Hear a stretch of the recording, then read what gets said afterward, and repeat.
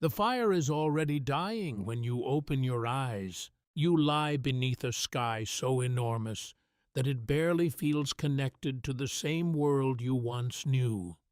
Cold air presses against your cheeks. The prairie grass whispers endlessly around your bedroll, moving in long gilverse waves beneath moonlight that has not yet faded into dawn. Somewhere far away, a coyote cries into the darkness. Another answers. Then everything falls silent again. You quickly understand something uncomfortable. No walls protect you here. No locked doors. No warm inn nearby. No street lamps glowing through foggy windows. Just a few weak embers. A stiff wool blanket that smells faintly of horse sweat, and an ocean of wilderness stretching across the American frontier during the 1870s. The silence feels strange at first, not true silence. Of course, wilderness silence is never empty. It breathes constantly. Wind slides through dry grass. Leather straps creak softly beside the wagon wheel. Horses snort in their sleep. Tiny insects hum somewhere close to the earth. The land is alive in ways cities never are. And honestly, it is difficult not to feel small. Very small. You pull the blanket tighter while frost glitters faintly across the edges of your boots. Last evening, when the campfire burned higher, the wilderness almost seemed romantic. That is how frontier stories usually begin. Crackling flames, endless opportunity, brave pioneers marching confidently toward a better life beneath golden sunsets. But the American frontier rarely cares about dreams. That part tends to disappear from the dime novels back east. Out here, the wilderness notices weakness immediately. A forgotten water flask, wet socks, a horse with a sore leg, one wrong river crossing, one early snowstorm. Tiny mistakes become fatal with horrifying speed. And the strangest thing is how ordinary it all feels while it happens. No dramatic music, no heroic speeches, just exhaustion. You slowly sit upright beside the fading fire while the eastern horizon begins turning pale gray. The cold sneaks through your clothes instantly. Frontier travelers often described mornings like this in their journals. They wrote about stiff fingers that could barely grip cooking pans, ice forming inside wagons overnight, bread hard enough to crack teeth. One traveler claimed he woke with his mustache frozen directly onto his blanket. That might sound exaggerated. Historians still debate some frontier accounts because people absolutely loved embellishing hardship. Human beings have always enjoyed sounding impressive after surviving discomfort. Still, enough stories match closely enough that you suspect many were true. And besides, even without exaggeration, frontier life was brutal enough already. You reach toward the fire pit and carefully stir the ashes with a stick. One faint orange glow survives underneath. Relief immediately washes through you. Fire matters more than almost anything here. Frontier travelers guarded hot coals like treasure because starting a fresh fire during rain or wind could become miserable beyond imagination. You feed tiny strips of dry grass into the embers. Slowly, patiently, smoke rises. Then flame, warmth returns inch by inch. It is probably a good moment to settle in yourself, wherever you happen to be listening from tonight. Maybe your room is warm. Maybe rain taps softly against your window. Perhaps you are wrapped beneath blankets far from any prairie wolves or frozen wagon trails. If so, You are already surviving the wilderness much better than most frontier travelers did. And while the fire grows, you might quietly subscribe to the channel as well. Frontier storytellers survived by gathering communities around campfires, after all. You can also leave a comment sharing where in the world you are listening from tonight. Somewhere warm, hopefully, because this world you are entering now is not warm at all. The dawn brightens gradually across the plains. Thin bands of pink light spread over distant grasslands without revealing a single town, church bell, or fence line. The American frontier in the 1870s still contained immense regions controlled more by weather and geography than by governments. Maps often lied.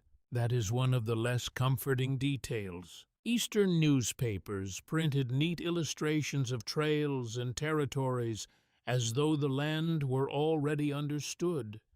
But many routes shifted seasonally. Rivers changed depth. Entire settlements vanished after droughts or raids or simple bad luck. Travelers sometimes followed outdated guidebooks directly into disaster. One immigrant wagon party reportedly spent days searching for a water source that existed only because the mapmaker copied another mapmaker's mistake. Imagine dying because somebody guessed incorrectly with a pencil. You stand slowly, stretching stiff muscles while the prairie wind brushes across your coat. Nearby, another traveler coughs heavily beneath a canvas tarp. The sound is deep, wet, not healthy. Illness terrified frontier migrants more than almost anything else. A broken wagon could sometimes be repaired. Hungry people could occasionally hunt. But fever drifting through camp created helplessness that felt almost supernatural. Doctors were often hundreds of miles away, and medicine itself was questionable anyway. Some frontier remedies included turpentine, mercury, raw whiskey, or alarming quantities of opium.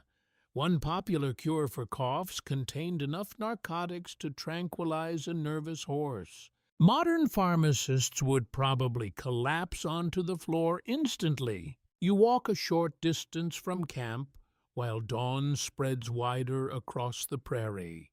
Grass crunches beneath your boots. The horizon remains impossibly distant in every direction. There is beauty here. Certainly, deep beauty, clean air, endless skies painted with soft morning colors. But the beauty hides danger constantly. That is what newcomers misunderstood. The wilderness does not usually attack dramatically.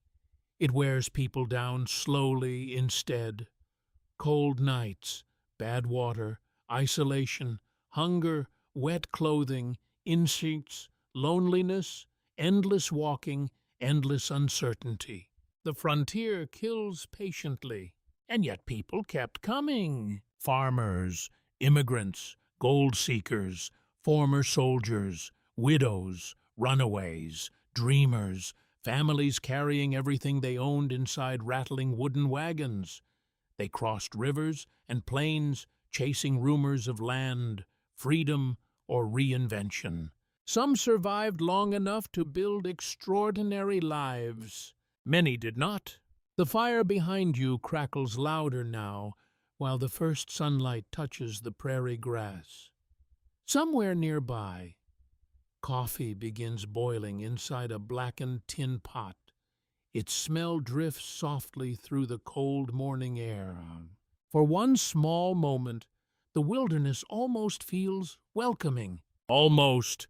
Then the wind changes direction, colder than before, and you suddenly realize how far away civilization truly is.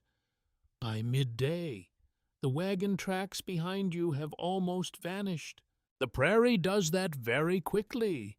Wind moves through tall grass all morning, softening wheel marks until the earth seems to forget people were ever there at all.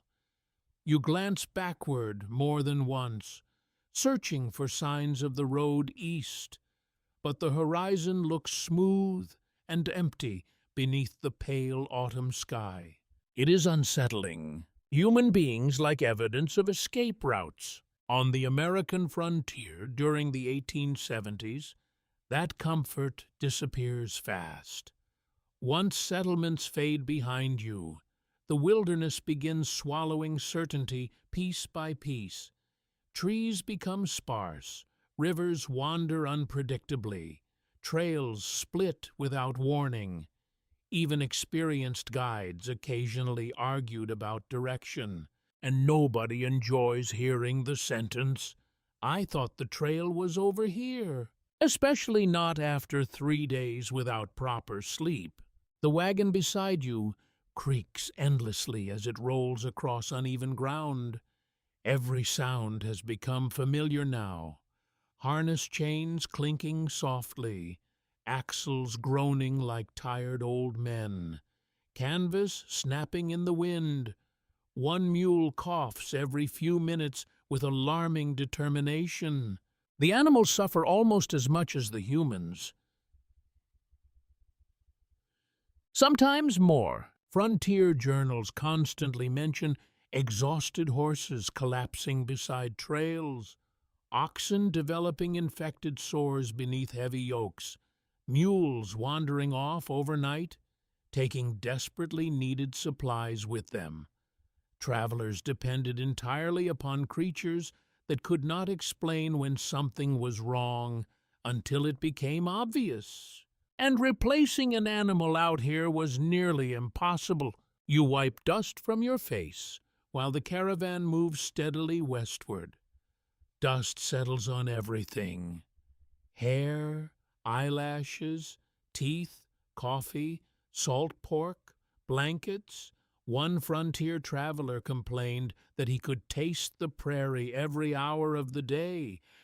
You suspect he was correct. The wilderness enters your body slowly. That realization grows stronger each day. Your skin darkens beneath constant sunlight. Your clothes smell permanently of smoke and horse leather. Tiny cuts across your hands never fully heal because dirt works into them constantly. Even your posture changes from endless walking beside the wagon.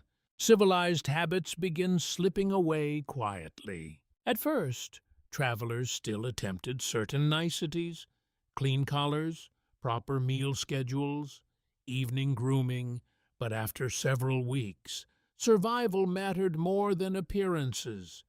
Frontier life stripped away unnecessary rituals with ruthless efficiency. Nobody cared about polished boots when freezing rain arrived. Ahead of you, the trail curves gently around low hills covered in dry grass and scattered sagebrush. A pair of riders appears briefly against the horizon before disappearing again into shallow ravines. That alone raises tension immediately, because strangers on the frontier always carried uncertainty. Sometimes riders brought news or trade opportunities. Sometimes they brought trouble. Bandit stories became wildly exaggerated in Eastern newspapers, but theft absolutely happened across isolated trails. Hungry men did desperate things far from law enforcement. Then again, frontier travelers also exaggerated danger constantly because fear makes good storytelling. One historian jokingly noted that every old trapper somehow fought at least 3 grizzly bears and survived 6 impossible winters. Human memory enjoys drama. Still, you notice several people near the wagon train quietly checking rifles anyway, just in case. The prairie wind grows stronger during afternoon hours. It sweeps across the plains with strange emotional force, carrying scents of dry grass, distant rain, and cold earth. Sometimes the sound almost resembles ocean waves. Other times it feels like whispers moving through invisible crowds. Long stretches of wilderness could affect the mind in peculiar ways. Travelers wrote about hearing phantom bells, distant voices, or wagon sounds where nothing existed. Modern historians usually blame exhaustion, dehydration, loneliness, or monotony. But frontier people often interpreted such moments spiritually. Imagine walking across empty land for weeks beneath endless skies. No telephones, no cities, no engines. Only wind and silence and stars bright enough to make you uncomfortable. The human brain starts inventing company. You pause briefly near a shallow creek, while others refill barrels and water skins. The stream looks harmless enough. Clear water sliding over smooth stones beneath cottonwood trees, glowing yellow with early autumn color. Beautiful, potentially deadly, too. That uncomfortable lesson follows every frontier traveler eventually. Water sources carry diseases nobody understood properly at the time. Cholera, dysentery, typhoid fever. One contaminated creek could destroy entire wagon parties within days. People debated causes endlessly. Some blamed spoiled air. Others blamed curses, bad luck, sinful behavior, or sudden weather changes. Germ theory existed scientifically by the 1870s, but many isolated frontier communities remained deeply skeptical of invisible organisms causing illness. Honestly, if someone told you microscopic creatures inside river water were plotting against your intestines, you might also require convincing. You kneel carefully beside the stream anyway. The water feels painfully cold against your fingers. Nearby, an older traveler warns younger men not to drink too quickly after long walking. Frontier wisdom often mixed practical experience with superstition in fascinating ways. Some advice saved lives, some accomplished absolutely nothing. Nobody fully knew which was which. That uncertainty exhausted people almost as much as physical labor did. The caravan resumes movement before sunset. Shadows stretch longer across the plains, while distant clouds darken along the western horizon. Storm clouds, perhaps. Hard to tell out here. Everything on the frontier feels deceptively far away. A mountain that appears nearby may require 2 days of travel. A thunderstorm on the horizon can suddenly slam into camp within minutes. Distances lose normal meaning beneath skies this large. And the deeper you travel into wilderness country, the stranger civilization begins to seem, you start forgetting city sounds first. No wagon wheels rattling across stone streets. No crowded markets. No church bells echoing through neighborhoods. At night, the prairie becomes so quiet that small noises feel enormous. A horse shifting beside camp, a spoon striking tin, a branch cracking in darkness. Every sound matters. The sun sinks lower now, spilling orange light across the grasslands, while cold air returns once again. Camp will need to be established soon, fires prepared carefully, animals secured, water boiled, rifles cleaned. Simple tasks, constant tasks. That is another truth the frontier teaches very quickly. Survival is not dramatic most of the time. It is repetitive.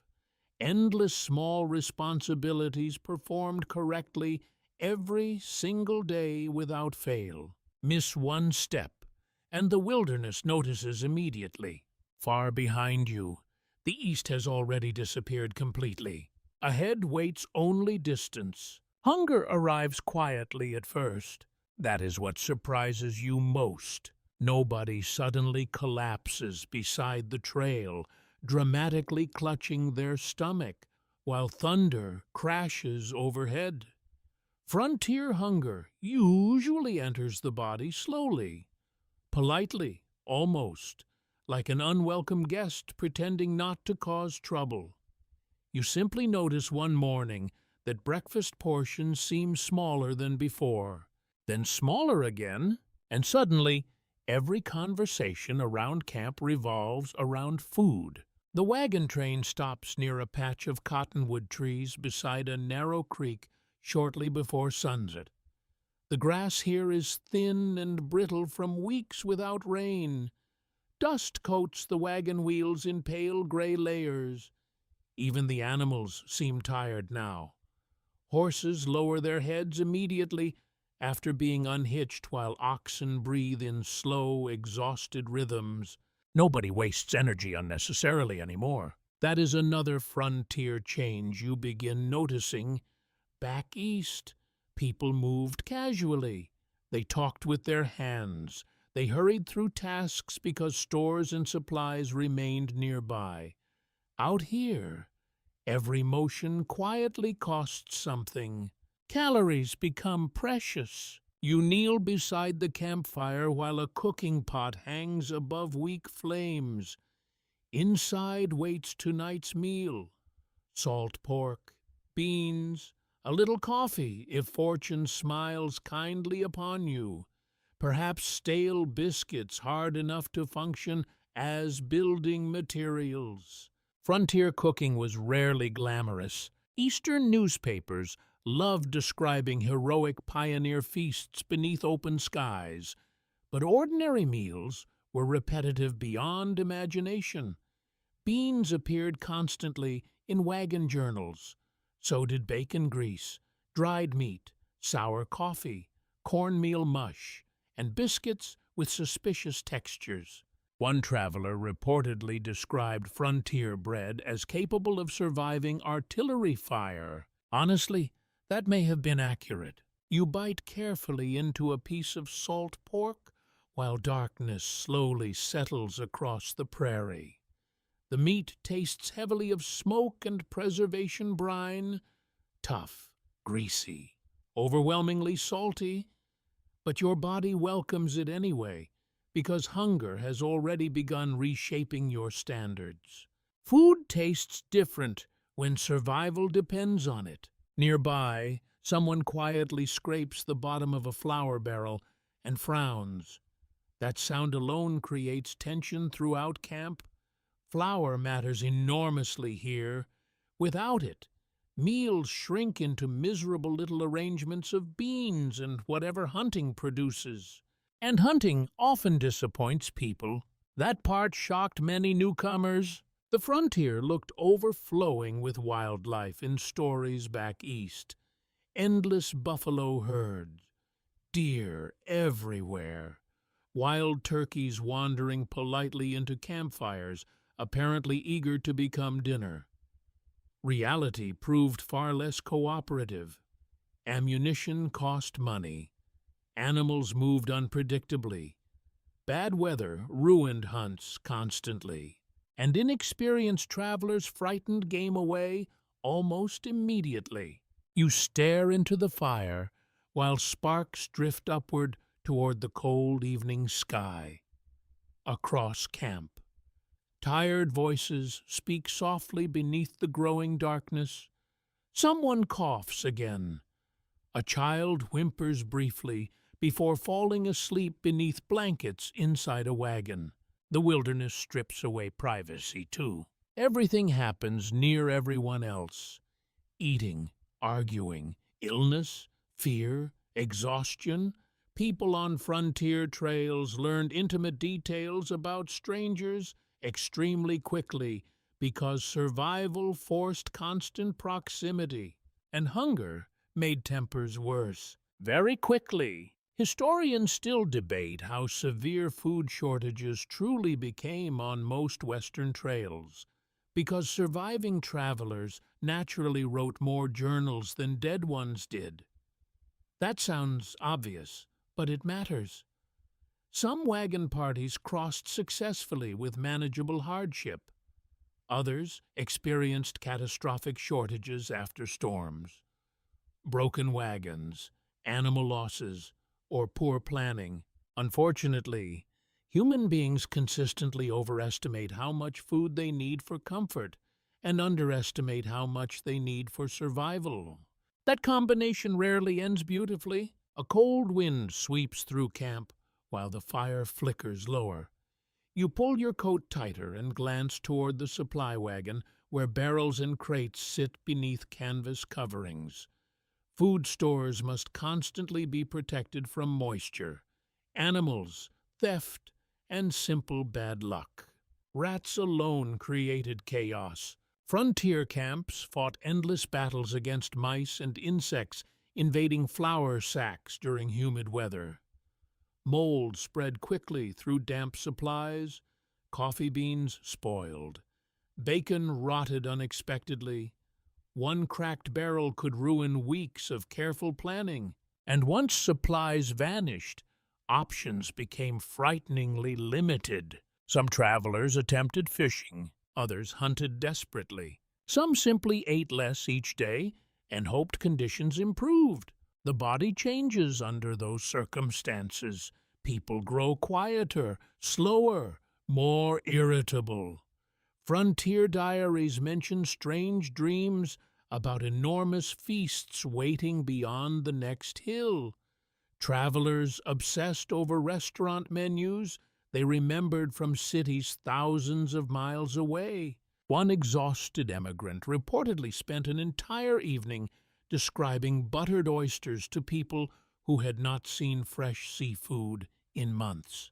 That almost feels cruel. You lick dry lips while the coffee pot finally reaches boiling point. The smell drifts warmly through camp, instantly lifting spirits. Coffee became emotionally important on the frontier in ways difficult to exaggerate. Warmth mattered, routine mattered, familiar tastes mattered. Even terrible coffee could feel miraculous after cold rain and hard travel. You pour carefully into a dented tin cup. The liquid tastes burnt and bitter enough to wake the dead. Still wonderful. Nearby, an older trapper tells stories beside the fire while shadows dance across tired faces. He claims mountain men once survived entire winters eating boiled leather and tree bark. Perhaps true, perhaps not. Frontier storytelling occupied a strange space between history and mythology. Hardship became entertainment because people needed reasons to believe suffering meant something. Exaggerated tales transformed misery into identity. And honestly, after weeks of cold beans and sleepless nights, you might start inventing heroic narratives too. The prairie darkens completely now. Stars emerge one by one above the camp until the entire sky seems crowded with cold silver light. Without city lamps, the heavens appear enormous beyond comprehension. Some frontier travelers described feeling comforted by the stars. Others felt deeply disturbed by them. Too vast, too endless. You sit quietly near the fading fire while hunger continues whispering softly inside your stomach. Not desperate yet, just present, constant, patient. That is the danger, because the frontier wilderness rarely destroys people all at once. It simply keeps taking small pieces until eventually nothing remains to spare. The river looks harmless from a distance. That is the first mistake. Morning sunlight glitters across the water in soft silver flashes, while cottonwood trees sway gently along muddy banks. Birds drift overhead lazily. The current appears calm enough to step through without concern. After several exhausting days on dusty prairie trails, the sight of fresh water almost feels comforting. Then you notice the wagon half submerged downstream. Its wheels stick upward at a crooked angle like broken bones rising from the riverbank mud. One ox carcass lies tangled nearby against driftwood. Canvas scraps flutter weakly in the reeds. Nobody speaks for a moment, because everyone understands immediately what happened here. Frontier rivers killed people constantly. Not dramatic roaring waterfalls either. Ordinary crossings, shallow-looking streams, slow muddy currents hiding deep channels beneath smooth surfaces. The American frontier during the 1870s contained thousands of rivers with no bridges, no warning signs, and absolutely no rescue teams waiting nearby. If your wagon overturned, survival depended mostly upon luck. And luck behaved unpredictably out here. The camp becomes tense almost immediately. Men dismount horses and walk cautiously toward the shoreline, while others study the current in silence. Somebody pokes the muddy edge with a stick. Another removes boots and steps carefully into the shallows before quickly retreating again. Cold, very cold. Mountain snowmelt feeds many frontier rivers even during warmer months. Water temperatures remain dangerous enough to numb legs within minutes. Travelers crossing deeper currents sometimes lost the ability to stand properly before reaching the opposite bank. Then panic began, and panic inside moving water rarely ends well. You kneel near the shore and watch brown currents sliding steadily past. The river smells earthy and sharp. Wet mud, rotting plants, fish somewhere beneath the surface. Tiny insects hover above reeds while sunlight sparkles deceptively across the water. Beautiful things become dangerous very easily on the frontier. That lesson repeats endlessly. One older traveler points toward a cluster of rocks farther downstream, where foam curls strangely around hidden shapes beneath the surface. Another warns about soft mud capable of trapping wagon wheels instantly. Advice spreads rapidly through camp now because everyone understands the crossing must happen eventually. There is no alternate route. That was another frontier reality Eastern guidebooks conveniently softened. Maps often suggested clean, orderly trails connecting destinations neatly across the wilderness. In reality, rivers decided where travelers stopped, waited, suffered, or died. And weather changed everything. A manageable crossing one week could become impossible after heavy rain upstream. Entire wagon trains sometimes waited days beside swollen rivers, hoping water levels would drop before supplies vanished completely. You glance toward the half-sunken wagon again. Nobody knows how long it has rested there. Days, perhaps, weeks. Frontier trails contained strange, ghostly remnants everywhere. Broken axles, rusted cooking pots, abandoned furniture, graves marked with rough stones beside the road. Evidence of people who underestimated distance, weather, disease, or rivers. The wilderness collected such reminders patiently. By late morning, preparations finally begin. Ropes are checked carefully, wagon loads redistributed, barrels tied securely beneath canvas coverings. Horses grow restless, sensing tension around them. One mule refuses repeatedly to approach the shoreline. Honestly, the mule might possess the best instincts in camp. You help tighten straps across supply crates, while cold wind moves steadily through the valley. Nearby, a woman quietly prays beneath her breath while holding a small child wrapped inside blankets. Nobody mocks her. Frontier people prayed often, Not always because they were deeply religious either. Sometimes prayer simply offered structure against uncertainty. Human beings like believing somebody controls events beyond their understanding. Rivers made people feel very small. The first wagon enters the water shortly before noon. At first, everything seems manageable. Wheels roll slowly through muddy shallows while oxen strain forward steadily. Water splashes gently against the wagon sides. Men shout encouragement from shore. Then the current deepens unexpectedly. You see the change immediately. The oxen stumble sideways. One wheel drops sharply into hidden water. The wagon tilts enough for passengers to scream. Cold river water surges over the floorboards, while barrels shift violently beneath canvas coverings. Suddenly, everyone is moving at once. Ropes tighten. Horses rear nervously. Men splash into the freezing current, trying to stabilize the wagon before it overturns completely.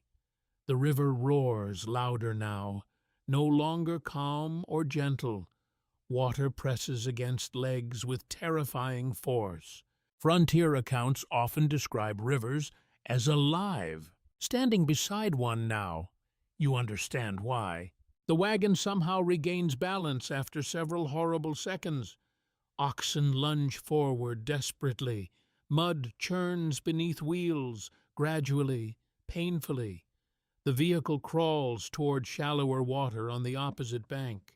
Cheers erupt instantly from both sides. Relief spreads through camp like warmth. But the crossing has only begun. You watch the river carefully while your own turn approaches.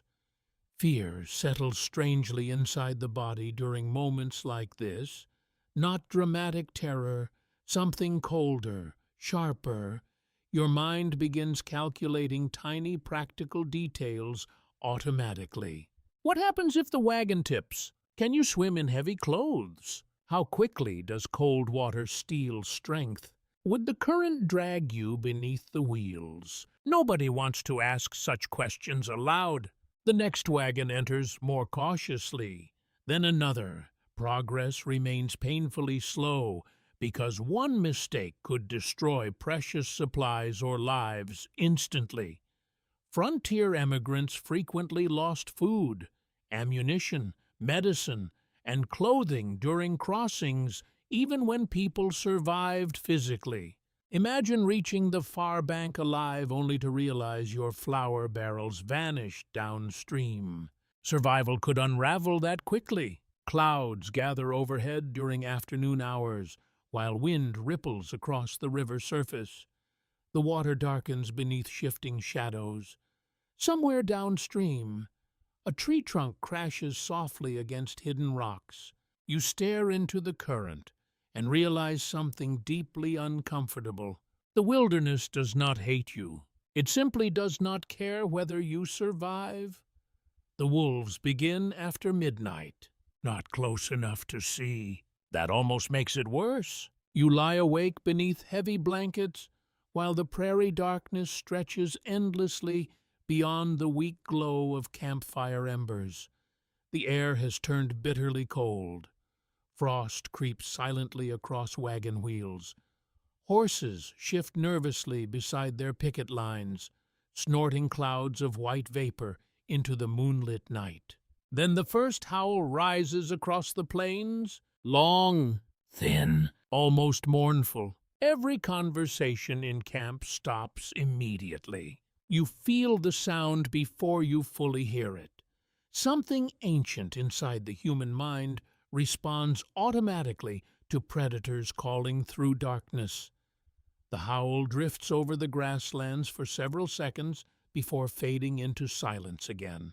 Then another answers farther away, and another. The wilderness suddenly feels crowded. You sit upright slowly while nearby travelers stare into the darkness beyond camp. Nobody can actually see the wolves yet. The prairie, at host night, becomes a world made mostly of imagination. Shapes shift strangely beyond the firelight. Grass moves in the wind like hidden bodies crawling low across the earth. Frontier nights tested nerves constantly. Eastern cities during the 1870s already contained lamps, crowded streets, taverns, and noise continuing long after sunset. But once darkness settled across the frontier wilderness, human beings lost enormous control over their surroundings. Firelight reached only so far. Everything beyond it belonged to something else. You pull your coat tighter around your shoulders while sparks drift upward into the freezing air. Somewhere nearby, a baby begins crying softly inside a wagon before being hushed again. One older trapper calmly feeds extra wood onto the flames without even glancing toward the howls. That alone tells you something important. Experienced frontier people feared wilderness differently than newcomers did. Beginners worried constantly about dramatic attacks, wolves bursting suddenly from shadows, bears crashing into campfires, outlaws appearing with rifles beneath moonlight. Actual danger usually proved slower and less theatrical. Still dangerous, just less cinematic. Most wolves avoided large human camps whenever possible. Historians continue debating how common wolf attacks on people truly were across the American frontier because many newspaper stories became wildly exaggerated.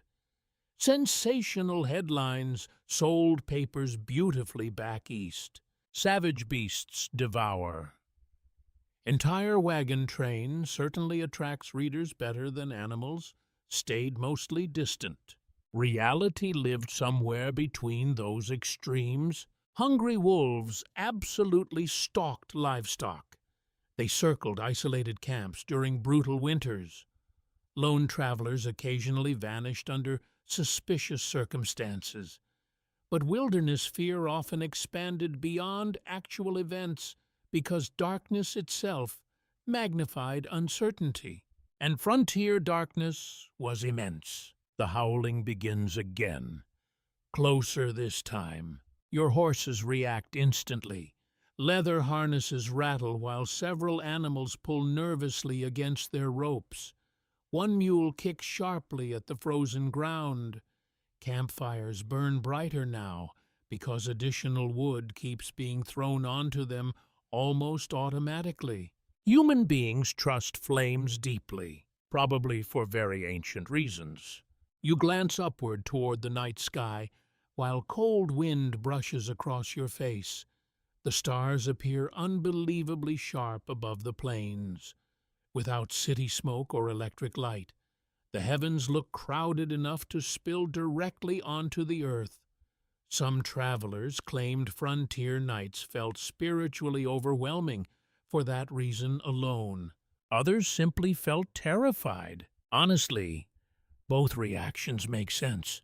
A frontier traveler once described lying awake beneath prairie stars, feeling smaller than an ant inside God's wilderness. Another wrote that nighttime silence became so intense he welcomed thunderstorms because at least storms sounded human somehow. The wolves howl once more, closer again. This time you hear individual voices separating within the chorus. Deep, rough calls, higher, sharp cries, strange, wavering notes drifting through frozen grasslands. Coyotes answer somewhere farther away with frantic yipping sounds that almost resemble laughter. Sleep becomes impossible now. Several men rise from blankets and check rifles carefully beside the firelight. Metal clicks softly in the darkness. One younger traveler keeps staring nervously into the prairie, as though expecting glowing eyes to appear immediately beside camp. The older trapper finally chuckles quietly. "You fear wolves," he mutters, "but starvation kills cleaner." Nobody argues with him. Because frontier experience gradually rearranges fear itself. Predators matter, certainly, but experienced wilderness travelers worried more about weather, infection, accidents, hunger, and isolation. Wolves looked frightening. Dysentery quietly killed far more people. The frontier specialized in disappointing heroic expectations. You stand carefully and walk a short distance beyond the wagons while staying close enough to the firelight for comfort. The cold strikes instantly harder away from camp. Grass whispers around your boots. Somewhere beyond the darkness, unseen animals continue moving through the night. The wilderness never truly sleeps. That realization unsettled many settlers deeply. Cities become quieter after dark. Homes close their doors. Streets empty gradually. But frontier nights remain alive constantly with movement and sound. Insects hum beneath grass. Owls glide silently overhead. Coyotes hunt rabbits through shallow ravines. Wolves travel enormous distances beneath moonlight, searching for food. And humans remain only temporary visitors here. You stop beside the edge of camp, listening carefully. Another sound emerges now beneath the wind. Branches cracking softly somewhere beyond the darkness. Not wolves this time, perhaps. Larger, slower. Immediately, every story you have ever heard about frontier wilderness begins crawling through your imagination. Grizzly bears, mountain lions, horse thieves, lost travelers wandering half-frozen beneath moonlight. The human brain becomes wonderfully creative when frightened. One scholarly debate still fascinates historians studying frontier psychology. Many researchers believe isolation itself intensified wilderness fears dramatically. People traveling across immense landscapes with limited companionship often interpreted ordinary sounds as threats simply because constant tension exhausted the mind. In simpler words, the prairie could make people jumpy, very jumpy. The cracking sound stops abruptly. Silence returns. Then a horse relaxes nearby with a long, tired breath.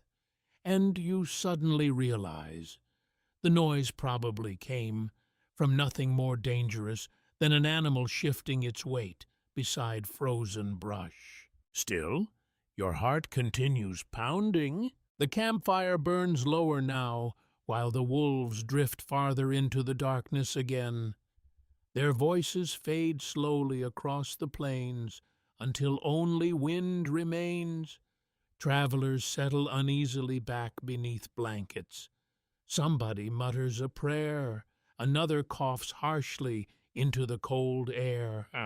Eventually, the wilderness grows quiet once more, but not comforting quiet. A waiting kind of quiet, the sort that reminds you dawn remains very far away. By the third day of rain, everything smells rotten. Your blanket smells rotten. Your boots smell rotten. The wagon canvas carries a damp, sour odor that settles permanently into the air around camp. Even the smoke from the fire seems wet somehow, drifting low across the ground instead of rising cleanly into the sky. The wilderness has changed completely. Only a few days earlier, the prairie stretched dry and golden beneath clear autumn sunlight. Dust covered the wagon wheels. Grass whispered softly beneath warm wind. Now the world has dissolved into mud, gray clouds, and endless dripping water. Frontier rain does not politely inconvenience you. It invades. You wake before dawn because icy droplets keep striking your face through a leak in the wagon cover. The ground beneath your bedroll feels cold and spongy. Somewhere nearby, a child is coughing again, Horses stamp miserably in the darkness, while rain rattles endlessly against canvas overhead. Nobody slept properly. That becomes obvious immediately. Tired faces emerge slowly from blankets and tarps, while weak morning light struggles through heavy clouds. Fires from the previous evening have mostly died during the night. Smoke curls sadly from a few stubborn embers, but the woodpile itself is soaked, and wet firewood creates misery beyond description. You kneel beside the fire pit with stiff, aching fingers, trying to coax life from damp twigs that refuse cooperation entirely. Thin smoke pours directly into your eyes. The wood hisses weakly. Nothing catches. One older woman mutters that frontier rain turns every man into a fool with sticks. Honestly, she sounds correct. People who never experienced wilderness travel often imagine hunger or predators as the greatest frontier dangers. But experienced travelers frequently complained more about dampness than either. Constant moisture destroyed morale piece by piece. Wet clothes rubbed skin raw. Blankets stopped holding warmth. Gunpowder became unreliable. Food spoiled faster. And worst of all, nothing ever fully dried. You finally managed to produce a tiny flame using strips of grease-soaked cloth tucked beneath thin kindling. Several travelers gather near immediately, extending numb hands toward the weak warmth with expressions bordering on religious gratitude. Fire changes emotional states instantly out here. Without it, the rain feels unbeatable. Breakfast barely qualifies as a meal this morning. Cold biscuits, weak coffee tasting faintly of smoke and mud. Salt pork sliced thin because supplies already seem worryingly reduced. People eat quietly while rain taps steadily across wagon covers overhead. Nobody wastes energy talking much anymore. The prairie itself has become difficult to cross. Wagon wheels sink deeply into muddy ruts that grow worse with every passing hour. Horses struggle for traction. Oxen strain until steam rises visibly from their bodies in the cold, damp air. Progress slows painfully. One wagon becomes trapped before midday, when its rear wheel disappears nearly to the axle inside a stretch of soft ground hidden beneath shallow water. Everyone nearby stops immediately to help, because frontier survival depends upon cooperation far more than individual heroics. That part disappointed many newcomers, too. The wilderness punished pride aggressively. You push beside the others while boots slide through sticky brown mud. Rainwater trickles down your neck beneath your collar. Muscles burn, wheels creak loudly, oxen bellow with exhausted frustration. Nothing moves. The wagon remains buried stubbornly in the earth like a ship trapped inside frozen sea ice. One younger traveler curses loudly enough to scandalize several families nearby. Another suggests unloading supplies to lighten the wagon. A third insists the mud will only deepen if they wait longer. Nobody fully agrees. That becomes another frontier reality very quickly. Wilderness travel produced constant arguments because uncertainty surrounded every decision. Should you cross the river now, or wait hunt buffalo today, or preserve ammunition, push onward through bad weather, or stop early? Correct answers usually became obvious afterward. Unfortunately, afterward was often too late. The rain intensifies during afternoon hours. Cold drops hammer against hats and wagon covers, while distant thunder rolls across the plains. You can barely see the horizon anymore through shifting gray curtains of water. The wilderness suddenly feels smaller now. closed in, claustrophobic almost. That psychological change fascinated several frontier writers. Open prairie under sunlight often inspired wonder or excitement, but endless storms transformed the same landscape into something oppressive and hostile. Travelers trapped beneath wet canvas for days described feeling anxious, irritable, even strangely hopeless. Human beings need sunlight more than they realize. You help unload barrels and supply crates from the trapped wagon, while mud sucks greedily at your boots with every step. Flour sacks must remain dry at all costs. Ammunition, too. Several blankets already carry dark mildew stains around the edges. A woman quietly cries when she discovers rainwater leaking through a family Bible wrapped carefully inside cloth. That small moment somehow feels sadder than the storm itself, because frontier hardship rarely destroyed only bodies. It damaged memories, comforts, precious objects carried across thousands of miles from homes people would never see again. By evening, the wagon finally breaks free with a violent sucking sound from the mud. Cheers rise weakly through the rain before fading quickly beneath exhaustion. Camp is established early because nobody possesses strength for more travel. The campsite itself is miserable. Water pools everywhere. Cooking becomes difficult again. Smoke drifts low beneath the soaked canvas shelters, stinging eyes and filling lungs. Wet socks hang beside struggling fires. Horses stand with lowered heads beneath the storm like defeated soldiers. And the rain continues. Steady, patient, uncaring. You sit near the fire wrapped inside a damp blanket while darkness closes across the prairie once more. Steam rises faintly from your clothes. Your hands ache from cold and labor. Around camp, people cough softly or stare silently into flames too weak to provide real comfort. Then somebody quietly says the thing everyone has already been thinking. Winter is coming early, and suddenly the rain feels much more dangerous than before. The ground begins trembling before sunrise. At first you think thunder is moving across the plains again. The storm clouds from yesterday still hang low along the horizon, painted dark purple beneath weak morning light. Your coffee cup rattles faintly beside the fire.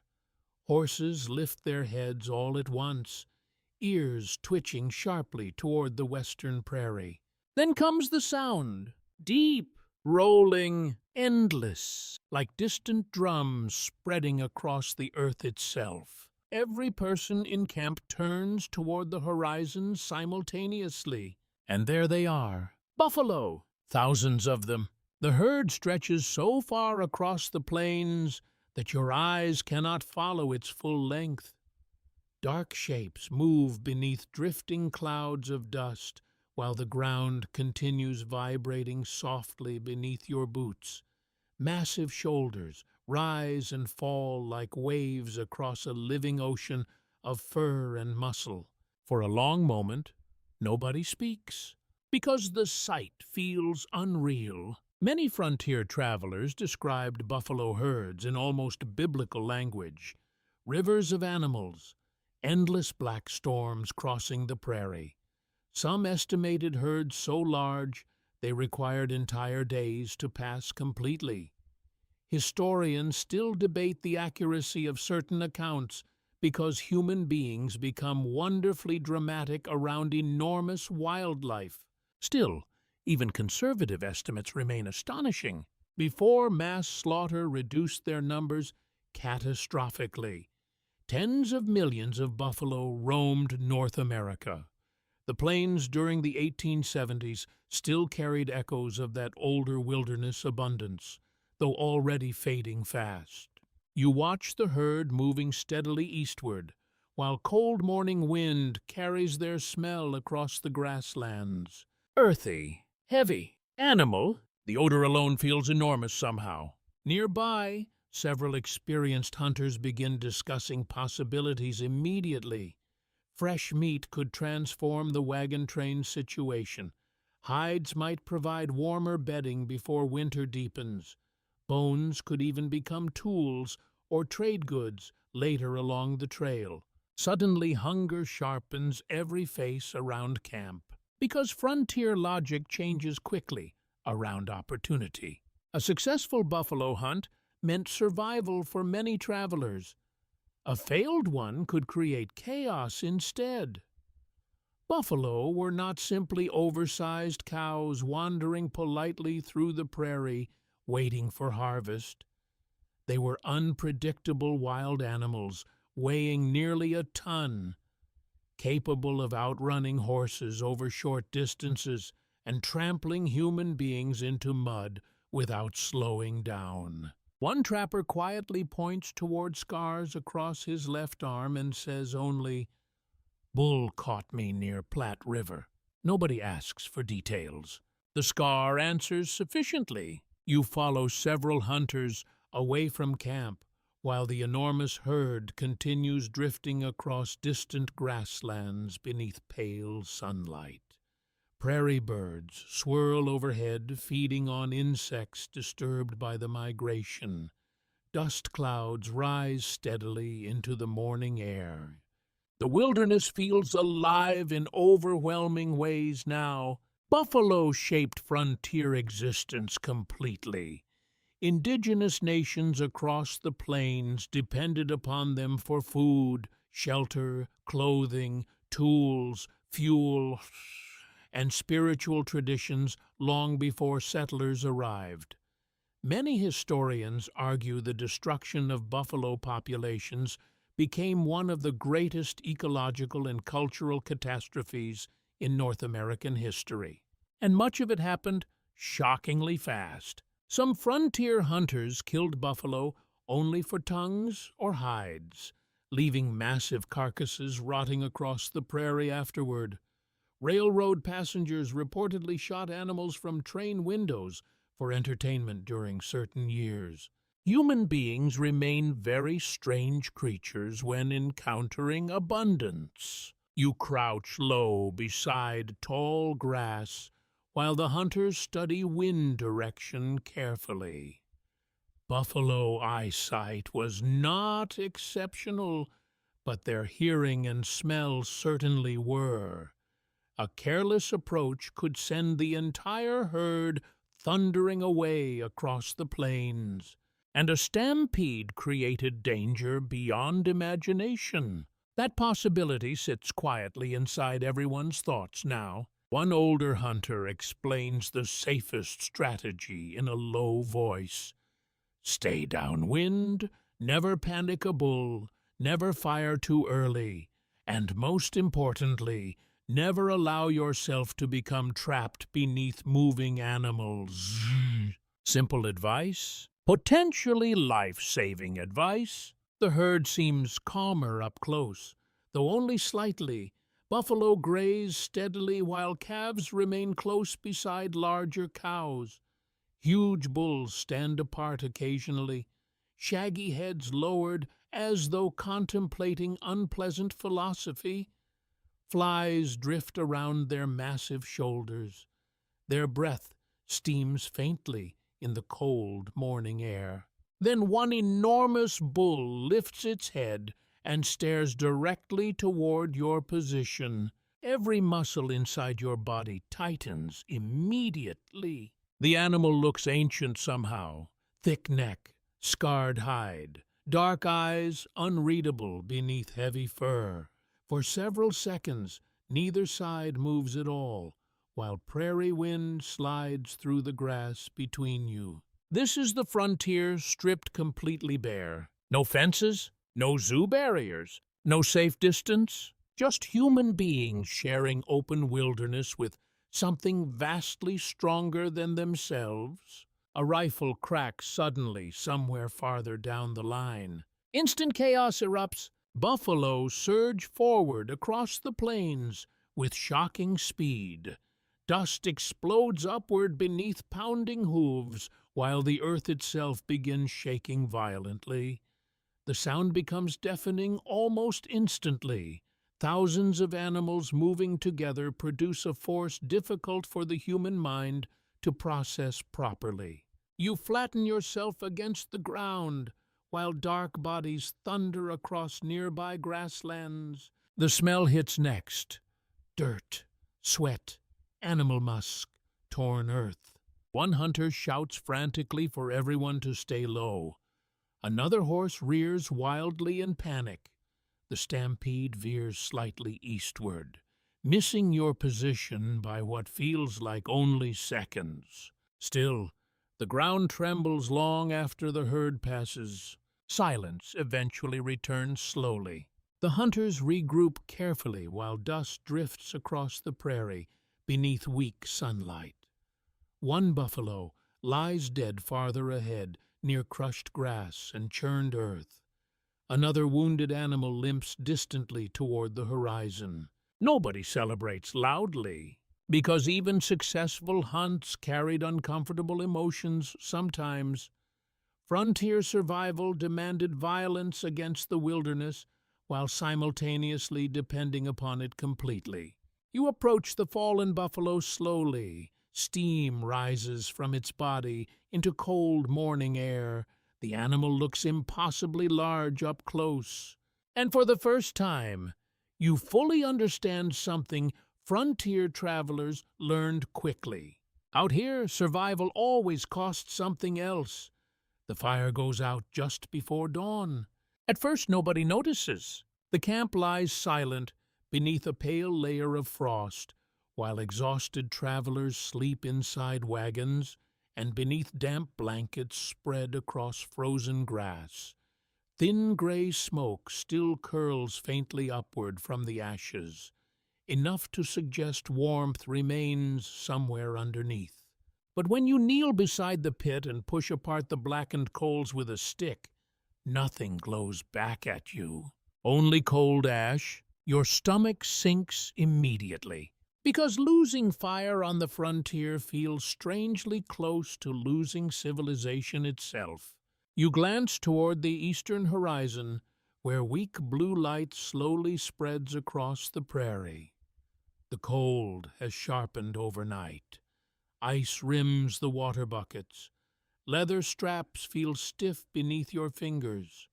One horse stamps repeatedly beside camp, breathing white clouds into the frozen air. And there is no fire, no warmth, no coffee, no way to cook breakfast. Suddenly, the entire morning feels wrong. Frontier travelers rarely appreciated fire fully until they lost it. Back east, flames waited conveniently inside stoves, furnaces, restaurants, blacksmith shops, and lanterns across nearly every town. But wilderness fire required labor constantly: dry tinder, protected embers, sharp attention during storms and wind. A careless mistake could create misery lasting days. You crouch lower beside the ashes, searching desperately for hidden heat beneath the gray powder.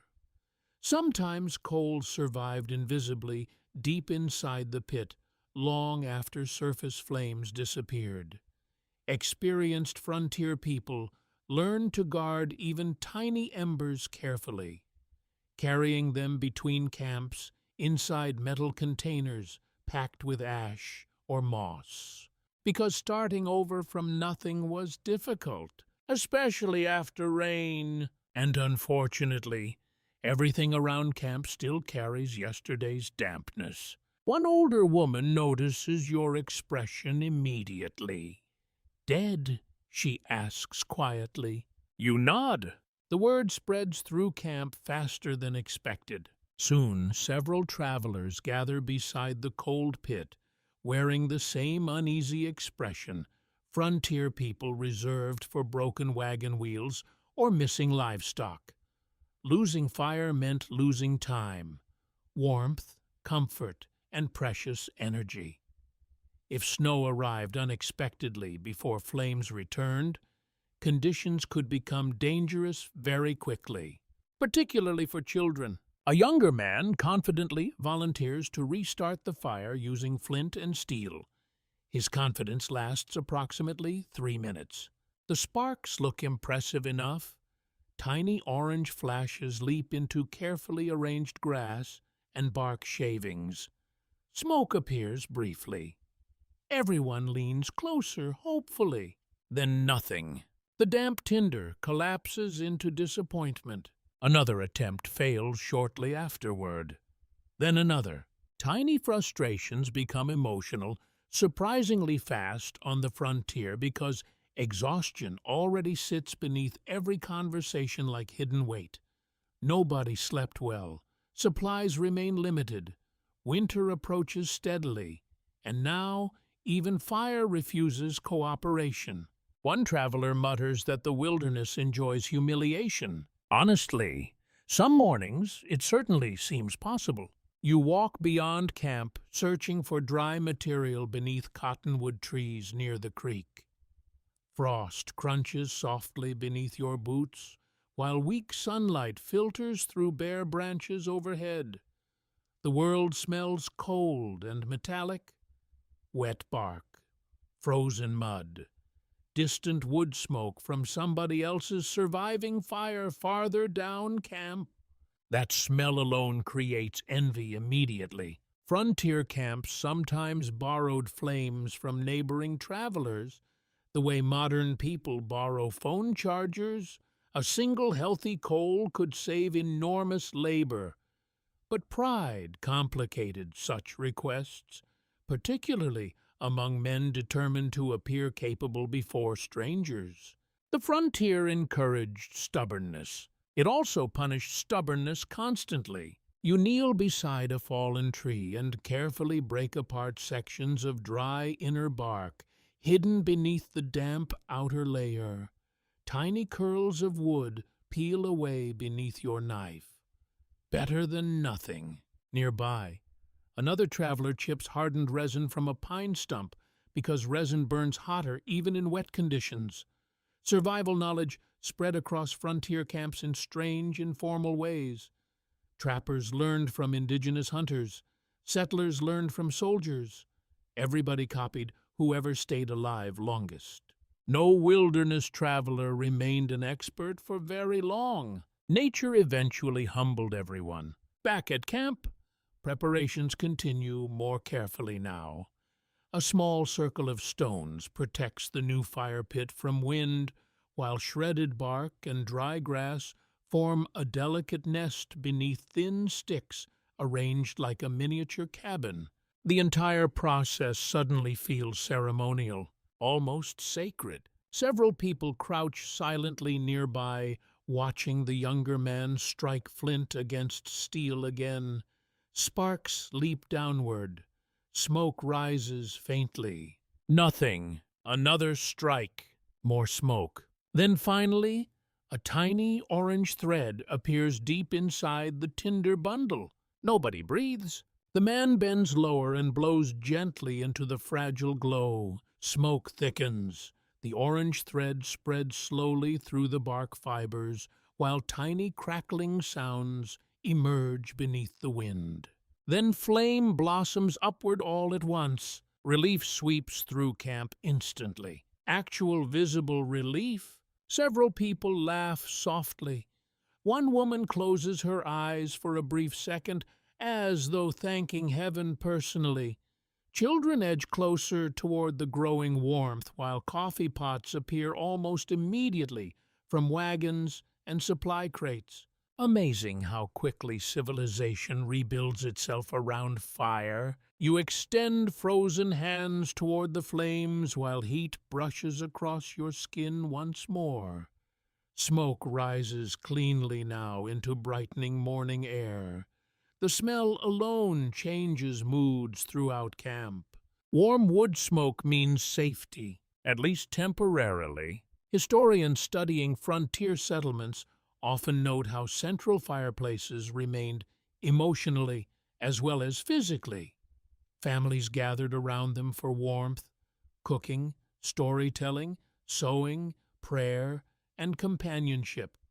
A glowing hearth represented order pushing back against wilderness darkness, waiting beyond cabin walls. Without fire, the frontier felt ancient again, vulnerable. You sip fresh coffee while sunlight spreads slowly across frost-covered grasslands. Nearby, strips of buffalo meat smoke above the flames from yesterday's hunt.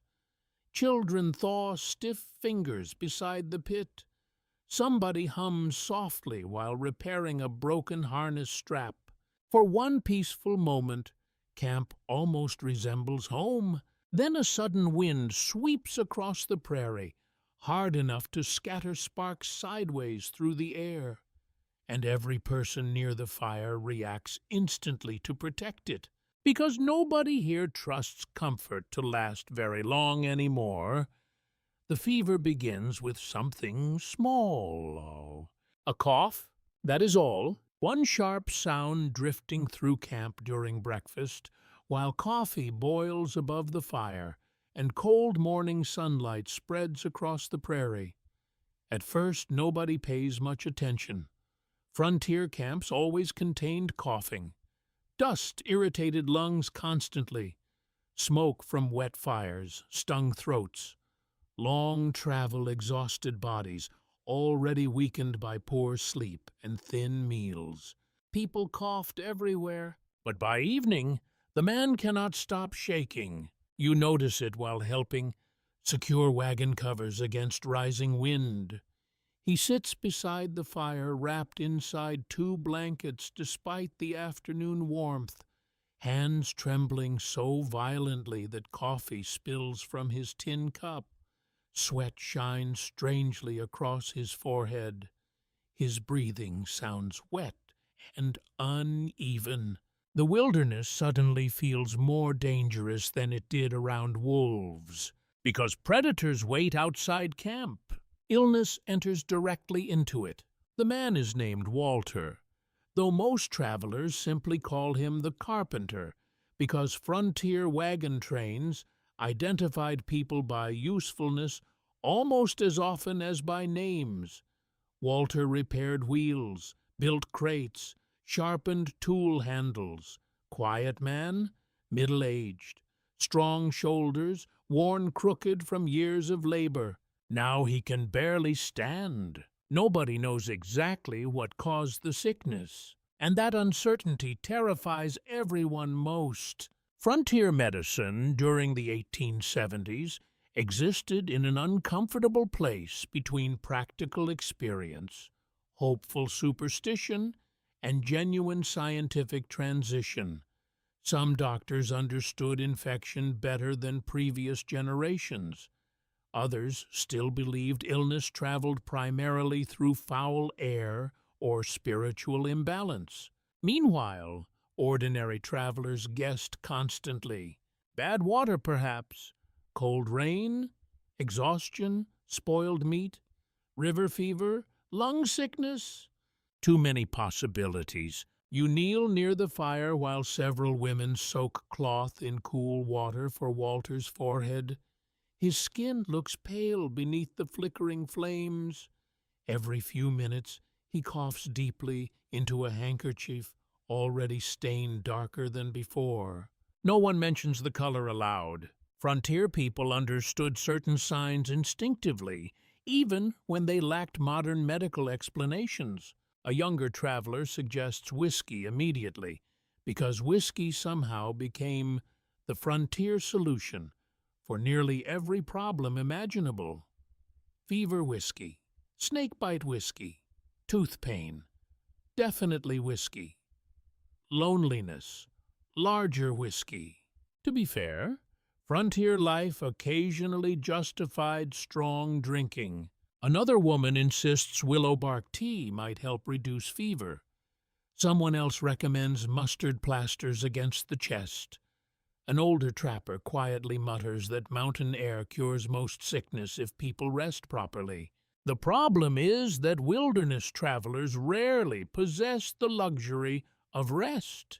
That cruel reality shaped frontier illness constantly. Wagon trains needed movement. Seasons kept changing. Food supplies diminished daily. One sick traveler slowed everybody else, creating impossible emotional tensions beneath outward politeness. People tried to remain compassionate. Fear complicated things. You notice parents quietly pulling children farther from Walter's wagon now. Conversations become softer nearby. One man begins boiling water more carefully before drinking it. Another checks food barrels nervously, as though disease might already be hiding inside them. Human beings desperately seek control during uncertainty. The prairie wind strengthens after sunset, rattling wagon canvas while smoke drifts low across camp. Walter's fever worsens steadily. He mutters half-coherent sentences now, eyes unfocused beneath flickering firelight. At one point, he insists he hears church bells. There are no churches within hundreds of miles. That detail unsettles you more than expected. Frontier journals frequently mention delirium during severe illness. Sick travelers wandered away from camp accidentally. Some called for dead relatives. Others became convinced they had already reached home. Fever blurred wilderness and memory together in strange, heartbreaking ways. One scholar studying immigrant diaries noted how often dying travelers spoke about ordinary domestic comforts. Warm kitchens, clean sheets, rain against familiar rooftops. Not glory, not adventure, just home. You sit quietly beside the fire while darkness deepens across the plains. Coyotes call somewhere far away beyond the camp, but tonight nobody pays attention to them. Human suffering draws focus inward immediately. Walter coughs again. This time several dark spots appear across the cloth in his hand. Silence follows, because even without medical training, everyone understands blood belongs inside the body. Tuberculosis haunted frontier communities constantly during the 19th century. Pneumonia, too, influenza, cholera outbreaks, dysentery, frontier graveyards filled rapidly, not because wilderness attacked dramatically, but because ordinary sickness became catastrophic without proper sanitation or nearby physicians. Sometimes a simple infected cut killed healthy adults within days. That truth lingered behind every campfire conversation, whether spoken aloud or not. Later that night, a woman begins quietly reading from a Bible beside Walter's wagon, while the wind moves steadily through the dark prairie grass. Her voice remains calm and low, not theatrical, just tired. Several travelers listen silently while repairing clothes or staring into the flames. The wilderness changes how people relate to one another. Social boundaries soften strangely under hardship. Back east, many of these travelers might never have shared meals or conversations together. Different classes, different backgrounds, different beliefs. Out here, survival compresses human distance. Everybody becomes part of the same fragile little island of firelight, surrounded by endless darkness. Walter sleeps briefly near midnight, or perhaps falls unconscious. Difficult to tell. His breathing turns shallow, while frost slowly forms along wagon wheels outside the firelight. You step away from camp for a moment and stare across the moonlit prairie. Cold wind brushes your face. The stars above remain impossibly bright, completely indifferent to human sickness below them. That realization settles heavily into your chest tonight. The wilderness does not pause because someone is suffering. Morning will still come. The trail will still continue westward. And somewhere inside the dark wagons behind you, people are already wondering quietly whether Walter will survive until sunrise. The mountains appear suddenly. For days the horizon has remained open and flat, nothing but endless prairie rolling beneath pale autumn skies. Then one cold morning, while frost still clings to the grass and weak sunlight glows along the eastern plains, you notice dark shapes rising far ahead in the distance.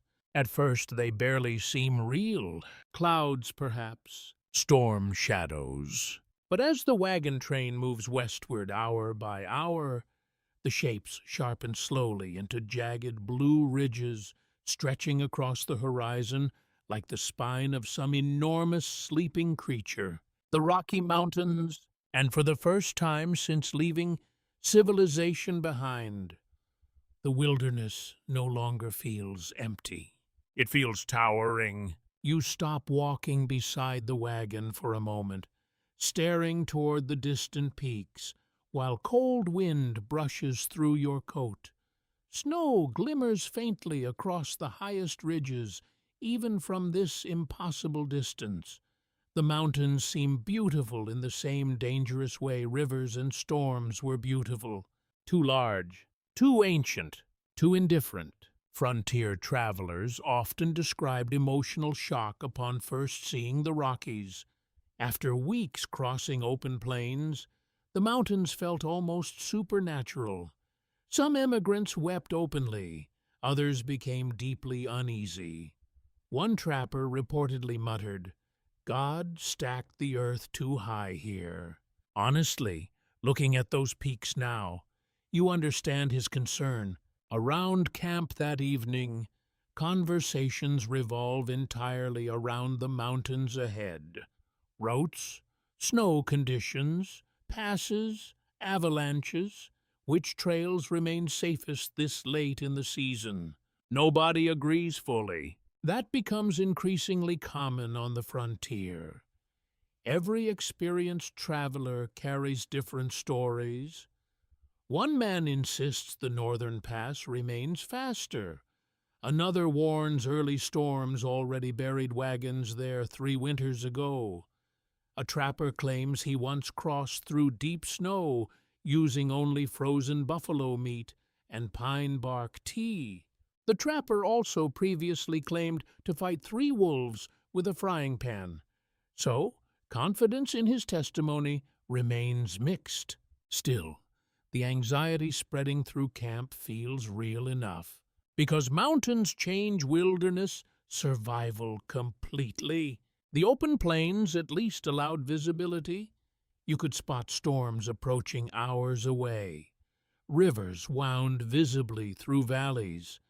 Game animals crossed wide grasslands beneath clear skies. Mountains hide things. Weather, cliffs, predators, dead ends.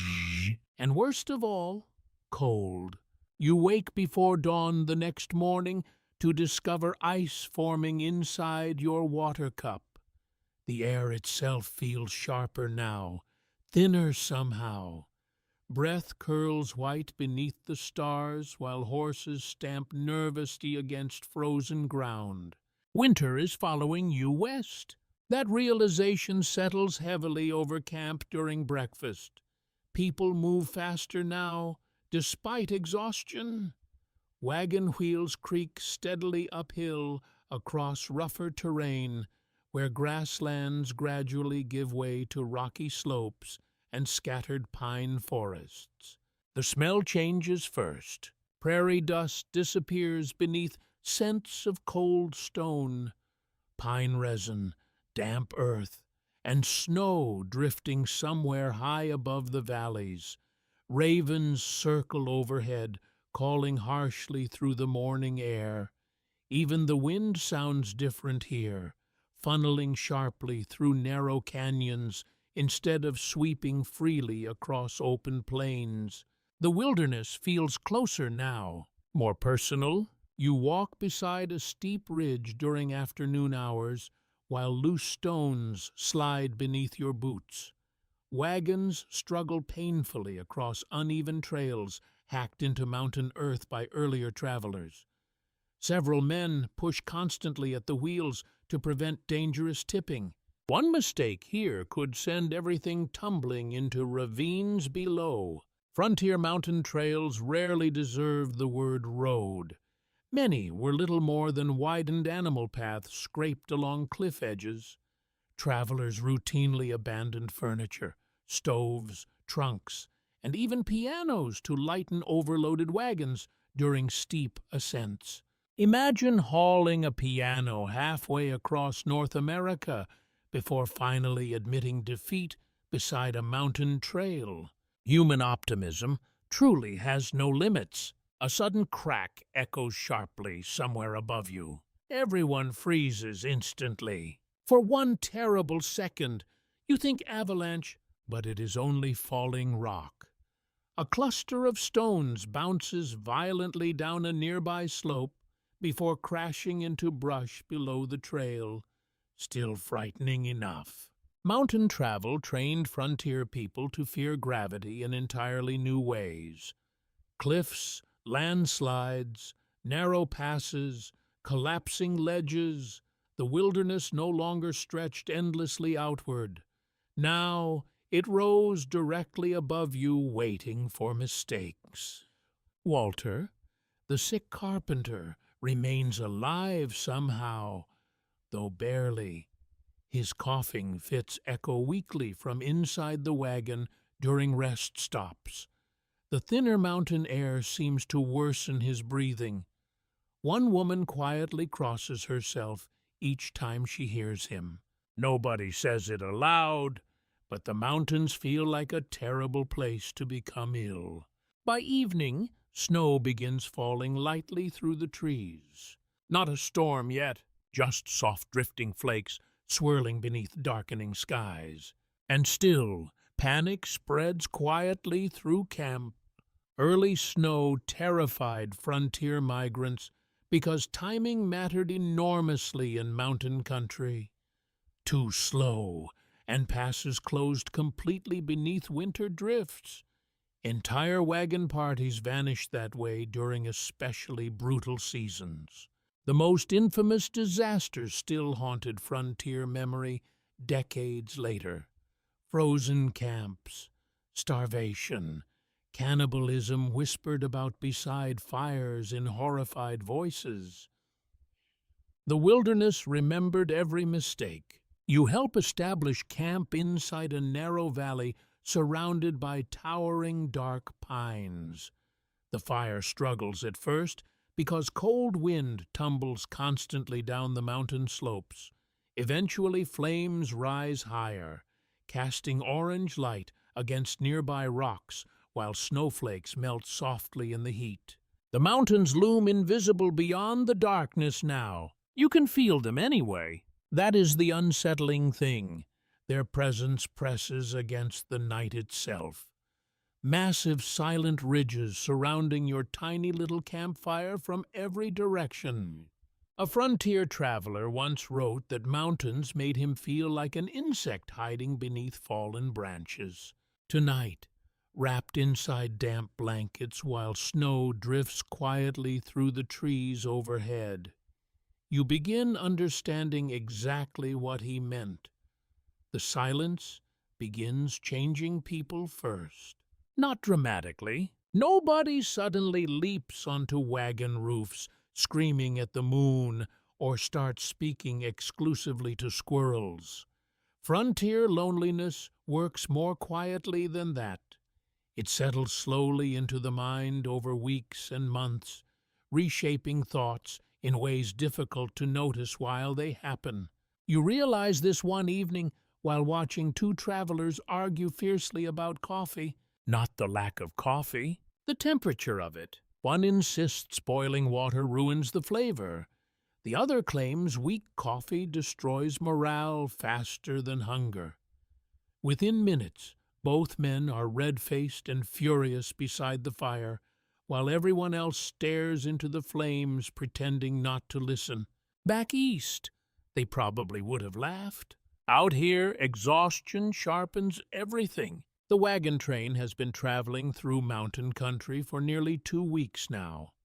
Days blend together strangely beneath cold skies and endless labor. Walk, push wagons, gather firewood, cook, sleep, repeat. Human life becomes very small on the frontier. That simplicity sounds peaceful in theory. Many Eastern writers romanticized wilderness existence exactly that way. Honest labor, pure nature, escape from crowded cities and complicated society.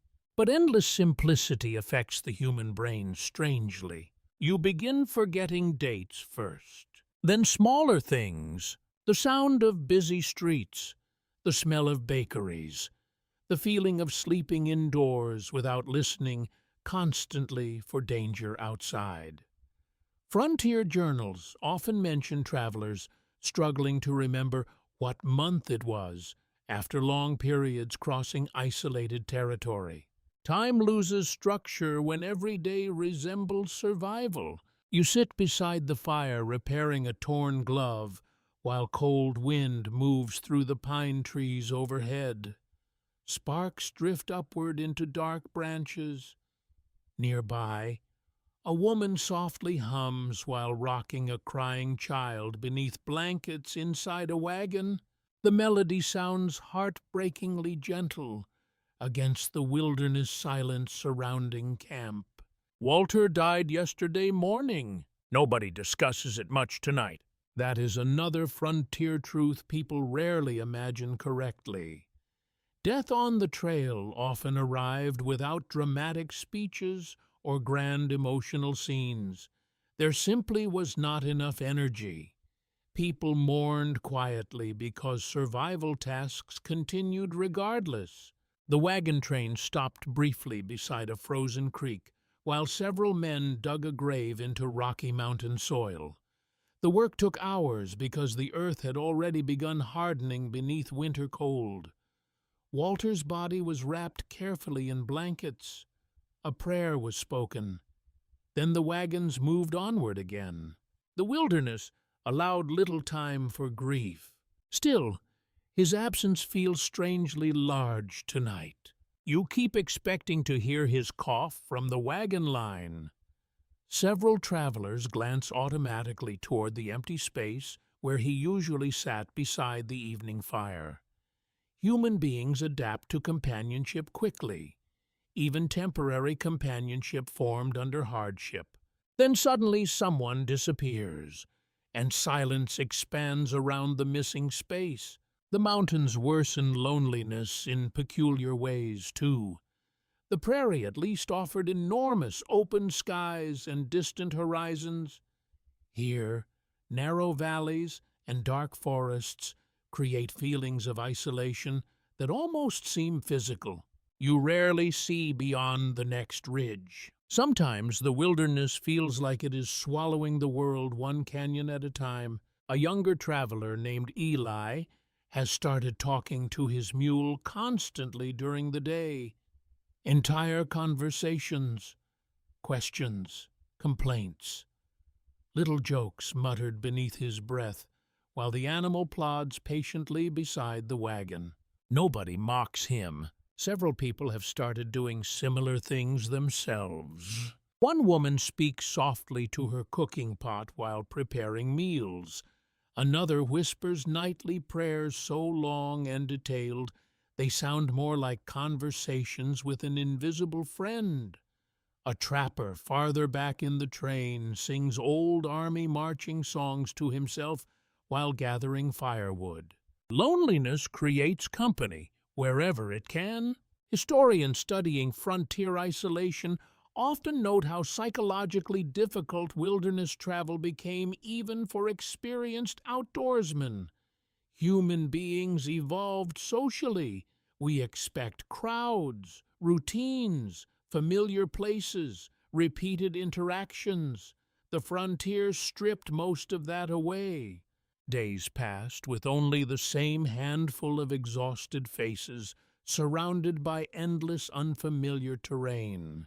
And if tensions formed within the group, there was nowhere else to go. You notice smaller changes in yourself, too. Sounds feel sharper now.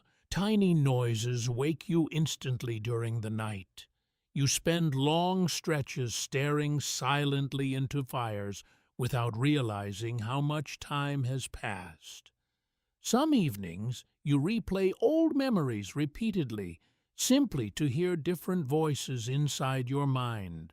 A warm kitchen somewhere back east, rain against windows, laughter inside crowded taverns. The frontier turns memory into survival fuel.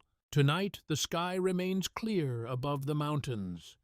Stars burn cold and brilliant between black pine branches, while frost forms steadily across wagon covers. The fire crackles softly beside you. Then somebody laughs. Real laughter, unexpected enough that everyone looks up immediately. It comes from an older woman near the far side of camp. She is telling a story about accidentally cooking biscuits with gunpowder instead of flour years earlier during another wilderness journey. The details grow more ridiculous with every sentence.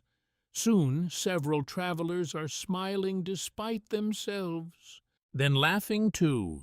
The sound changes everything. For a few precious minutes, the camp feels human again instead of merely exhausted. Faces soften in the firelight. Shoulders relax. Even the darkness surrounding camp seems less oppressive somehow. That may be the strangest frontier lesson of all.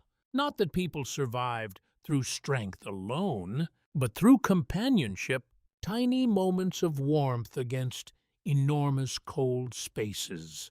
You glance toward the mountains rising invisibly beyond the trees, while the laughter slowly fades back into quiet conversation.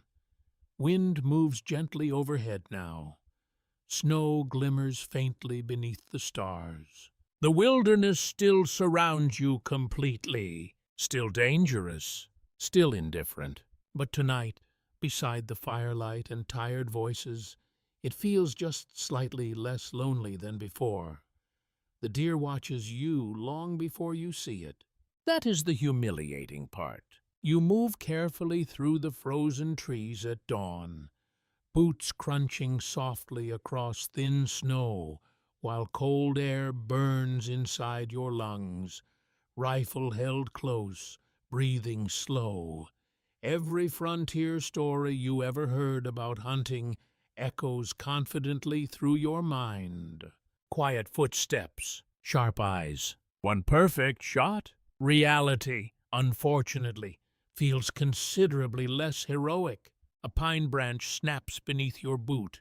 The deer vanishes instantly. You barely catch a glimpse of movement between the trees before the animal disappears uphill into thick forest, leaving nothing behind except silence and your rapidly collapsing confidence. Somewhere behind you, the older trapper sighs deeply enough to communicate decades of disappointment. Hunting, he mutters, mostly means walking cold and hungry. After several weeks in the mountains, food supplies have become dangerously thin again. Flour barrels feel lighter every morning. Coffee grounds are reused repeatedly until the liquid tastes only vaguely connected to actual beans. Salt pork remains, though less of it now, sliced into painfully careful portions. Nobody says the word starvation yet. Still, it waits nearby. That is why the hunting party left camp before sunrise, despite bitter cold and fresh snow covering the trails. Fresh meat means survival. Animal hides mean warmth, bone marrow, organs, fat. Everything becomes valuable on the frontier once supplies begin disappearing. Modern grocery stores would seem like wizardry to these people. Imagine explaining refrigerated strawberries in winter to exhausted frontier travelers. boiling old coffee grounds for the third time. The trapper motions for silence while you continue climbing through dense pine forests. Snow muffles sound strangely here. Wind whispers softly overhead through frozen branches, while distant mountain ridges glow pale blue beneath early sunlight. Beautiful and deeply unforgiving. Hunting on the frontier rarely resembled the romantic paintings back east. Those images usually showed noble men posing confidently beside massive elk beneath dramatic skies. Actual hunting involved endless discomfort, wet socks, missed shots, frozen fingers struggling to reload rifles, and lots of failure. A surprising amount of failure. The trapper kneels beside faint tracks crossing the snow. Deer, recent. He studies them carefully while steam rises from his beard in the cold morning air. Frontier hunters developed observational skills that seem almost supernatural to modern people. Broken twigs, bent grass, disturbed snow, tiny clues invisible to inexperienced eyes. Indigenous hunters often surpassed settlers entirely in wilderness tracking, something many frontier travelers reluctantly admitted in their journals, despite broader prejudices. The wilderness rewarded knowledge ruthlessly. You follow the tracks uphill through thick forest while your stomach growls painfully beneath heavy layers of clothing. Hunger sharpens senses strangely. Smells become stronger. Thoughts narrow toward practical survival details. How much flour remains? How many traps came back empty? Can the horses survive another storm? The frontier trains human beings to calculate constantly. Around midday, the hunting party finally spots movement across a narrow valley. 3 deer grazing cautiously near frozen brush beneath towering pines. Everyone freezes instantly. The moment feels sacred somehow. Cold wind drifts through the valley carrying scents of snow and pine resin. Sunlight glitters across untouched drifts. One deer lifts its head slowly, ears twitching. The trapper gestures carefully. Closer! You move downhill through knee-deep snow, trying desperately not to make sound. Every step feels absurdly loud anyway. Your fingers ache around the rifle stock to sob thick gloves. Breath fogs the freezing air before your face. Closer now! The deer still has not noticed. You kneel behind fallen timber, while the trapper settles beside you calmly, almost peacefully. Frontier hunters learned patience because impatience wasted ammunition and energy alike. The rifle feels heavy suddenly. Important. You aim carefully toward the nearest deer while your heartbeat pounds loudly enough to seem impossible the animal cannot hear it too. Then you fire. The sound explodes violently through the mountains. Birds burst upward from nearby trees. The deer leap instantly into motion, white tails flashing between pines. Snow scatters beneath pounding hooves, and the animal you aimed at keeps running. Missed. Completely missed. The silence afterward feels painful. The trapper says nothing for several seconds. Then he simply nods once and begins reloading his own rifle with practiced movements. Everybody misses, he says quietly. True enough, perhaps. Yet embarrassment burns hotter than the cold air around you. Frontier survival stories often celebrate successful hunts while quietly ignoring the many failures surrounding them. Ammunition cost money. Animals escaped. Weather ruined tracking conditions. Sometimes hunting parties returned empty-handed repeatedly, while supplies dwindled lower each day. Nature did not guarantee food, simply because people felt hungry. The trapper eventually shoots one of the deer farther uphill after another exhausting hour of tracking through snow-covered forest.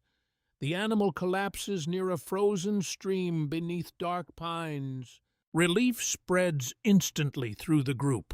Not joy exactly. Relief. That emotional distinction matters. You approach slowly while steam rises from the animal's body into freezing mountain air. The deer looks smaller dead than it did alive somehow. More fragile. One younger hunter removes his hat briefly before beginning the field dressing work. Not ceremony exactly, respect perhaps.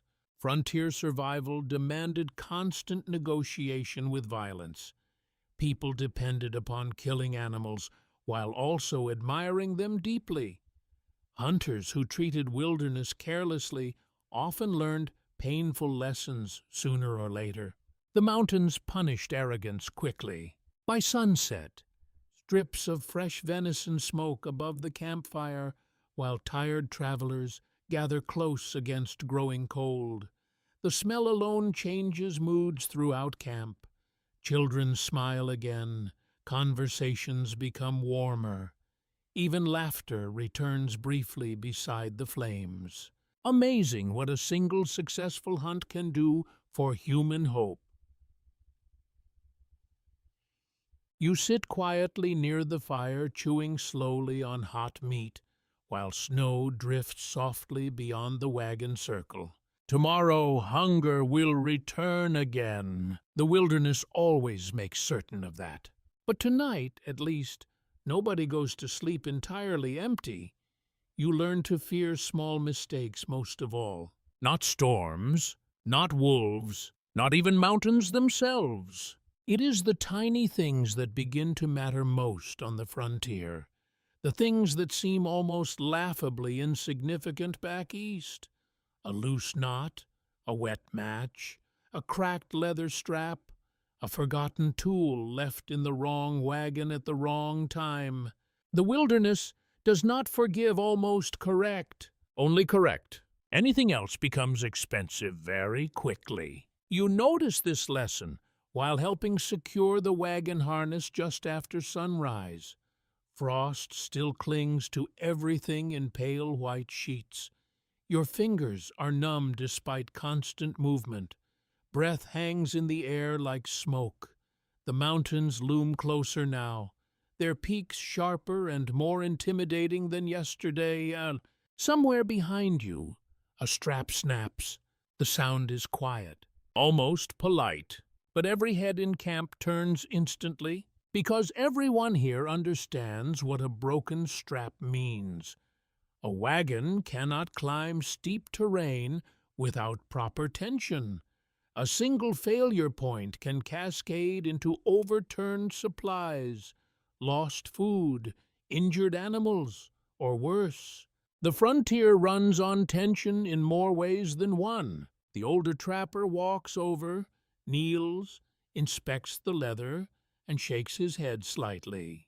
Dry rot, he says simply, two words that carry far more weight than they should. The strap is replaced quickly, but the mood in camp changes immediately. That is another strange frontier reality. Emotional atmosphere shifts constantly based on mechanical survival status. A broken wheel creates anxiety. A successful repair restores temporary calm. A missing tool sparks suspicion. A full water barrel brings relief.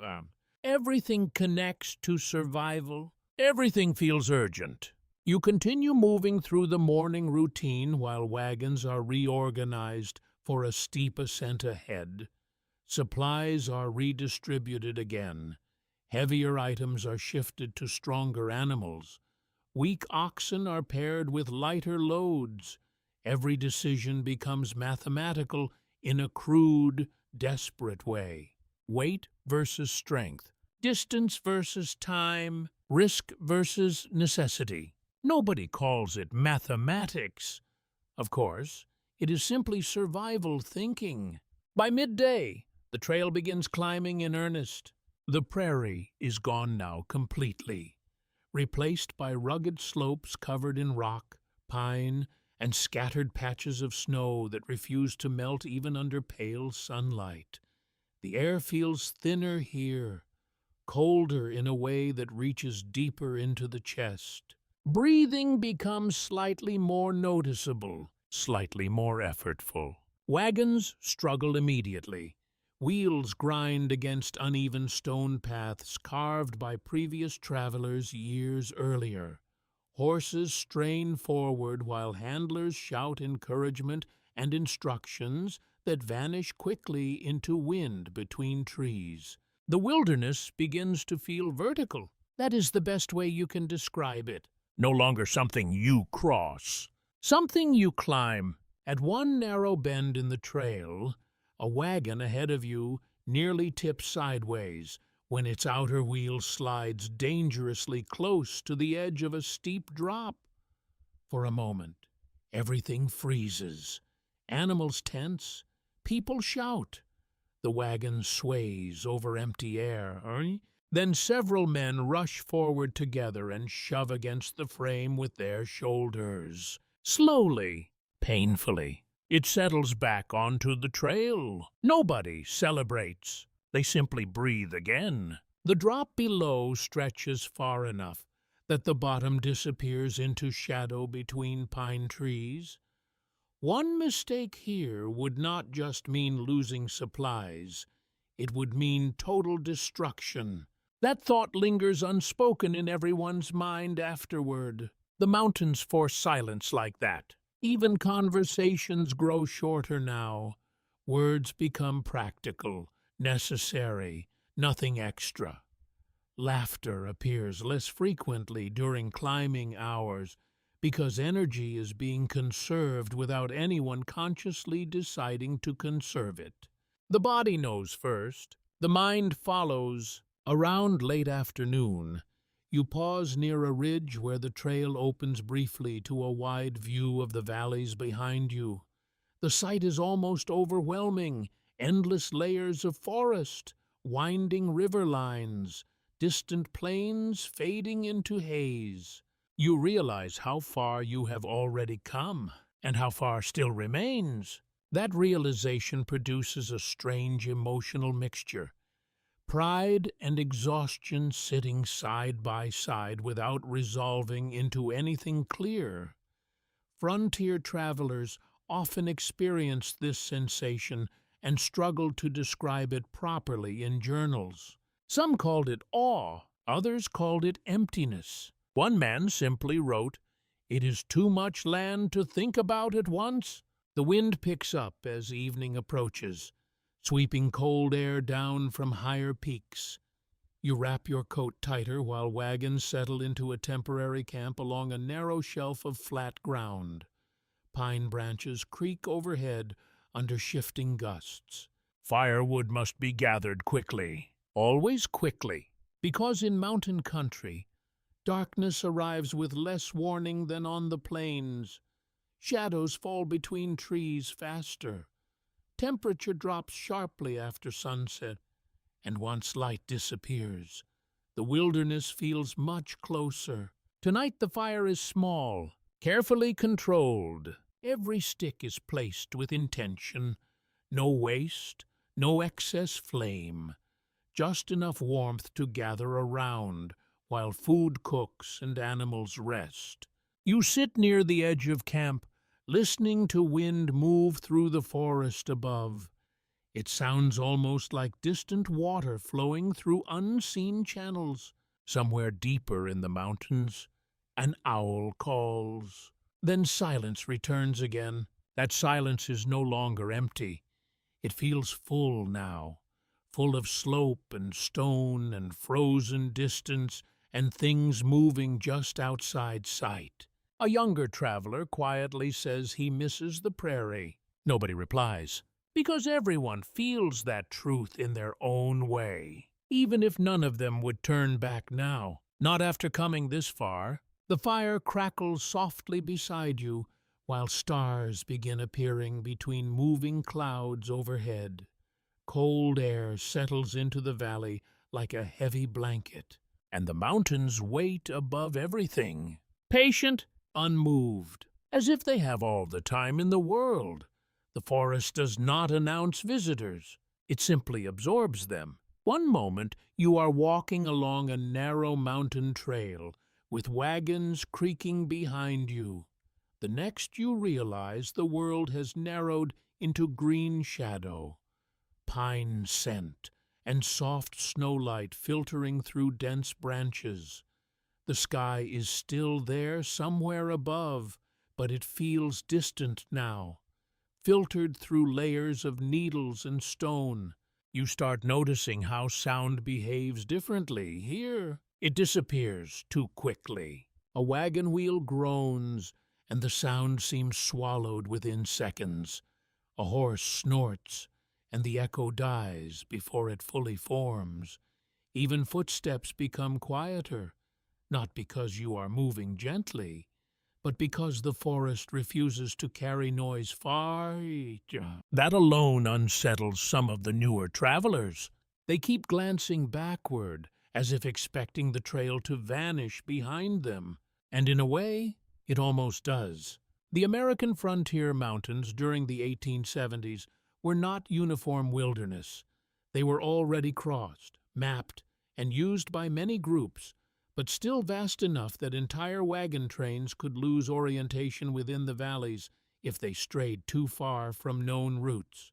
And routes here are fragile things. A fallen tree can redirect an entire passage. A snowslide can erase landmarks. A wrong turn into a narrow ravine can trap wagons so tightly that reversing becomes more dangerous than continuing forward. The trapper walks ahead of you again, silent and steady, reading the land in ways that feel almost unnatural.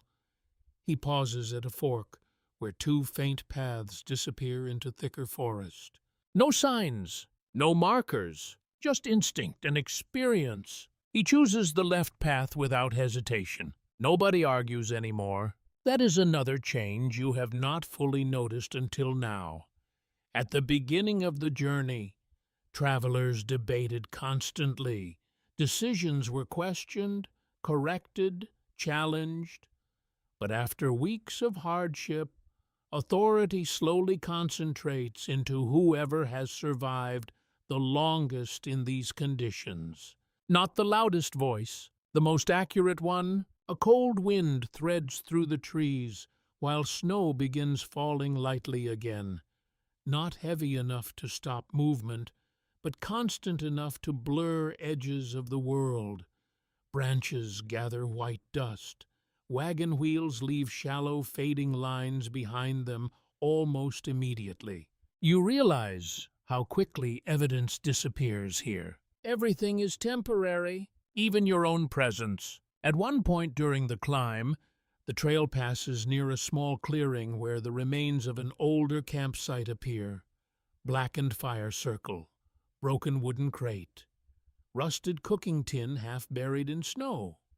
No names, no markers, just evidence that people were here once and are no longer here now. Nobody speaks for several seconds. Frontier travelers often encountered remnants like this: ghost camps, abandoned wagons, forgotten graves marked only by stacked stones or weathered wood. The wilderness kept everything quietly, without explanation, and it never felt necessary to explain. You continue walking. The terrain becomes steeper. Wagons strain harder. Men push constantly behind wheels, while horses pull forward with visible effort. Breath becomes heavier in the cold air. Even short pauses leave you slightly winded now. Altitude is changing something subtle inside the body. Not dangerous yet, just noticeable. By midday, you reach a narrow river crossing carved between rock walls. The water here is faster, colder, and far more aggressive than anything you encountered on the plains. It roars through the channel with impatient force, white foam breaking against jagged stones. One wagon stops immediately. Nobody needs to explain why. This is not a gentle crossing. It is a calculation. The trapper kneels near the edge, studying flow, depth, and submerged stones with narrowed eyes. He watches for a long time, without speaking, while others wait in uneasy silence behind him. Eventually he stands. "It can be done," he says. A pause. "Once?" That is all. The word hangs in the cold air longer than expected. The river does not look welcoming. It looks like something that takes things and does not return them. You imagine wheels slipping on hidden rock, horses losing footing midstream, cold water dragging strength out of bodies within minutes, and yet there is no alternative route. That fact settles heavily over everyone. The first wagon enters slowly. Ropes tighten instantly along both sides. Men brace themselves along the banks. The wheels hit water with a dull, heavy sound that disappears almost immediately beneath rushing current. The wagon shakes violently as it moves forward. For a few seconds, it holds. Then one wheel drops slightly into a hidden dip. The entire structure tilts. Shouts erupt along the riverbank.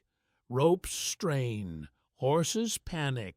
Water rises over the lower side of the wagon, while men rush into the freezing current without hesitation, grabbing whatever they can to stabilize it. The river does not slow down for them. It does not care. Cold water bites into legs instantly. You can see faces tighten with shock as numbness begins setting in within moments. One man nearly falls before another catches him by the arm. And slowly, somehow, the wagon pulls through. It reaches the opposite bank. Barely, but alive. A ragged cheer rises across the river. Not joyful exactly, but relieved in a way that feels almost painful. The remaining wagons will follow one by one, each crossing repeating the same danger, the same tension, the same quiet acceptance that mistakes here are not easily corrected. You watch the water long after your own turn comes and goes, because something about rivers in the mountains feels different, not just dangerous, intentional, almost, as if the land itself has decided where movement is allowed and where it is not. That night, camp is quieter than usual. Firelight reflects off wet boots and damp wagon sides. Steam rises from drying clothes. Everyone is tired in a way that sleep does not fully fix. Somewhere upstream, the river continues rushing endlessly through darkness. And beyond the trees, the mountains remain unmoved, still watching, still waiting. The water you drink tastes wrong. That is how it starts. Not with sickness, not with visible warning, just a strange bitterness beneath the usual cold mountain clarity. You notice it while kneeling beside a small stream early in the morning, cupping water carefully in your hands as frost melts from the edges of the bank. It looks clean. It always looks clean. That is the problem. Behind you, the camp is still waking slowly. Wagons creak as people shift inside them. Horses breathe out steady white clouds into the freezing air. Someone coughs once, sharply, then falls silent again. The mountains are quieter today. Too quiet. You follow the stream a short distance upstream out of habit. Something trappers insist on. Always drink above camp, they say. Never downstream, always above human waste, always higher than where others might contaminate it. But here, above becomes a complicated idea, because the water begins in snowfields far beyond sight, melting through layers of rock and soil before reaching your hands. Anything could enter it along the way. Animal carcasses, decay, mineral runoff, or nothing at all. Uncertainty is the real constant. Back at camp, breakfast is already underway. Weak coffee, thin strips of smoked venison, hard biscuits that crack under pressure like dry stone. People eat quickly, not for enjoyment, but because movement comes next. Always movement. The wagon train does not linger in one place for long in mountain country. Not anymore. The weather changes too quickly. Supplies deplete too fast, and every delay increases risk of snow blocking passes ahead. You notice more coughing now, not just Walter's absence anymore. Others, too. Subtle at first. Dry throats, light fever, fatigue that lingers longer than expected after rest. Someone blames cold nights. Someone else blames bad water. A third person suggests spoiled meat. Nobody agrees, which somehow makes it worse. The trapper listens silently while tightening a leather strap on his pack. He has stopped offering theories lately. Only observations. You drink what the land gives, he says finally. You just hope it agrees with you. That statement settles uneasily into the group. By midday, the trail opens into a wider valley where snow gathers in uneven patches beneath scattered pines. The sun appears briefly through cloud cover, bright enough to make everything look almost safe for a short while. Almost. Children walk closer to wagons now, without being told. Parents keep them within sight at all times. Something about sickness changes behavior faster than wolves or cliffs ever did. Invisible danger forces constant awareness. You pass a small resting point marked by rough stones stacked beside the trail. Someone has scratched initials into wood nearby, weathered by wind and time. No one knows who placed it there, or when. Frontier landscapes accumulate these quiet traces of human presence everywhere. Not monuments, not celebrations, just simple markers that say someone was here once and continued no further. Nobody stops for long, because stopping feels dangerous now. Late afternoon brings wind again, colder and sharper than before. It moves down from higher ridges, carrying the smell of snow and stone. Wagons tighten formation instinctively, as if trying to protect themselves from the open space around them. Then it happens. The first man collapses, not dramatically. No warning speech, no visible struggle. He is simply walking beside a wagon one moment and kneeling the next, then sitting heavily in the snow, with both hands braced against the ground. Someone calls his name. He does not answer immediately. His face is pale in a way that does not belong to exhaustion alone. A thin sheen of sweat covers his forehead despite the cold air. He tries to stand, fails, then laughs weakly as if embarrassed by his own body. "It's nothing," he says, but his voice disagrees. Several travelers gather quickly. Water is offered, a blanket wrapped around his shoulders.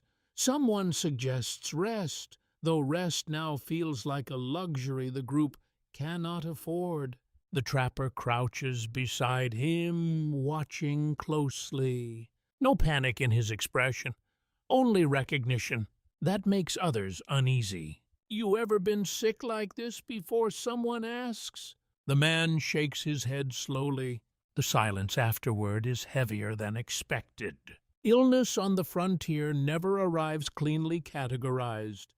There are no hospitals nearby, no immediate tests, no clear answers. Only patterns observed too late to prevent consequences.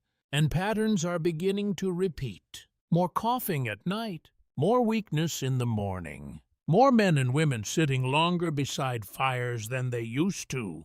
By evening, camp is tense again, but not loudly so. Frontier fear rarely becomes loud immediately. It spreads through small adjustments, shorter conversations, slight distance between people, more frequent glances toward those who appear tired. You notice it in yourself, too. Every minor sensation suddenly feels important.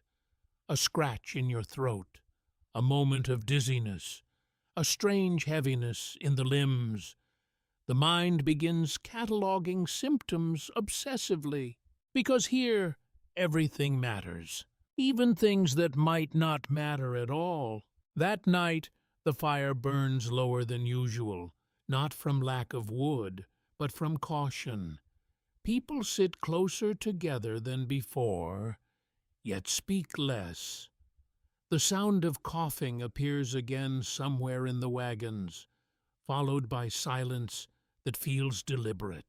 The mountains outside camp are invisible now, swallowed by darkness, but their presence remains unchanged, cold, immovable, patient. And as you sit beside the fire watching embers fade and brighten with the wind, you begin to understand something the frontier never says directly. Survival is not only about escaping the wilderness. Sometimes it is about surviving what you carry through it. The wind does not knock. It simply arrives. One moment, the valley is still, wrapped in pale morning light and frozen silence. The next, everything shifts as if the mountains have exhaled. Cold air rushes down through the passes, pressing into camp with sudden force that makes wagon canvas snap and firelight bend sideways. No warning, no build-up, just impact. You feel it immediately in your bones. Frontier wind is not like wind in towns or cities. It carries altitude, distance, and emptiness inside it. It feels older somehow, as if it has traveled too far to care about anything living in its path. The wagons creak under tension while people hurry to secure loose coverings. Smoke from the fire is torn apart instantly, scattering into thin gray threads that vanish into the trees. Someone curses under their breath. Someone else simply tightens a rope without speaking. By now, everyone has learned that reacting too slowly in mountain weather means paying for it later. And later out here tends to arrive in inconvenient forms like soaked supplies, frozen food, or exhausted animals. The sickness is still there in the background of camp life. Not loudly, not dramatically, just present, like a shadow that refuses to leave. The man who collapsed yesterday is still weak but upright, sitting near a wagon with his head bowed while someone else brings him water. 2 more people report feeling off in the morning, though nobody can agree on what that means exactly. Frontier illness rarely begins clearly enough to name. That uncertainty spreads more effectively than symptoms. You help secure canvas over a supply wagon while wind keeps shifting direction unpredictably. Your hands are numb again despite gloves. Small grains of ice drift through the air like dust. The sky above the mountains looks heavy, layered with clouds that never fully commit to either storm or calm. That kind of weather is the worst kind. Indecision in the sky usually becomes hardship on the ground. By midday, the wagon train moves again, slower than before. The path narrows into a ridgeline where one side drops steeply into forested valley, and the other rises into rocky slopes. Wagons must travel in single file now. No room for mistakes. No room for recovery. A single misjudged turn could send wheels sliding toward open air. Men walk beside wagons with hands constantly near reins, ready to intervene instantly if anything shifts. Conversation has almost disappeared during travel hours. Only necessary signals remain. Slow, stop, careful, forward. Even the horses seem to understand the seriousness of the terrain. Their movements are more controlled, more deliberate. Occasionally one hesitates before placing a hoof, testing ground before committing weight. Animals learn danger faster than humans sometimes. At one point, you pass another abandoned trace of previous travelers, a collapsed wagon frame half buried in snow and stone, iron fittings rusted into the earth. Nearby, scattered belongings lie frozen into the ground, impossible to identify at a glance. No bodies visible, only absence. The trapper does not look at it for long. Neither does anyone else. There is an unspoken agreement on the frontier not to linger too long with the past. It slows movement, and slowing down here is a form of risk itself.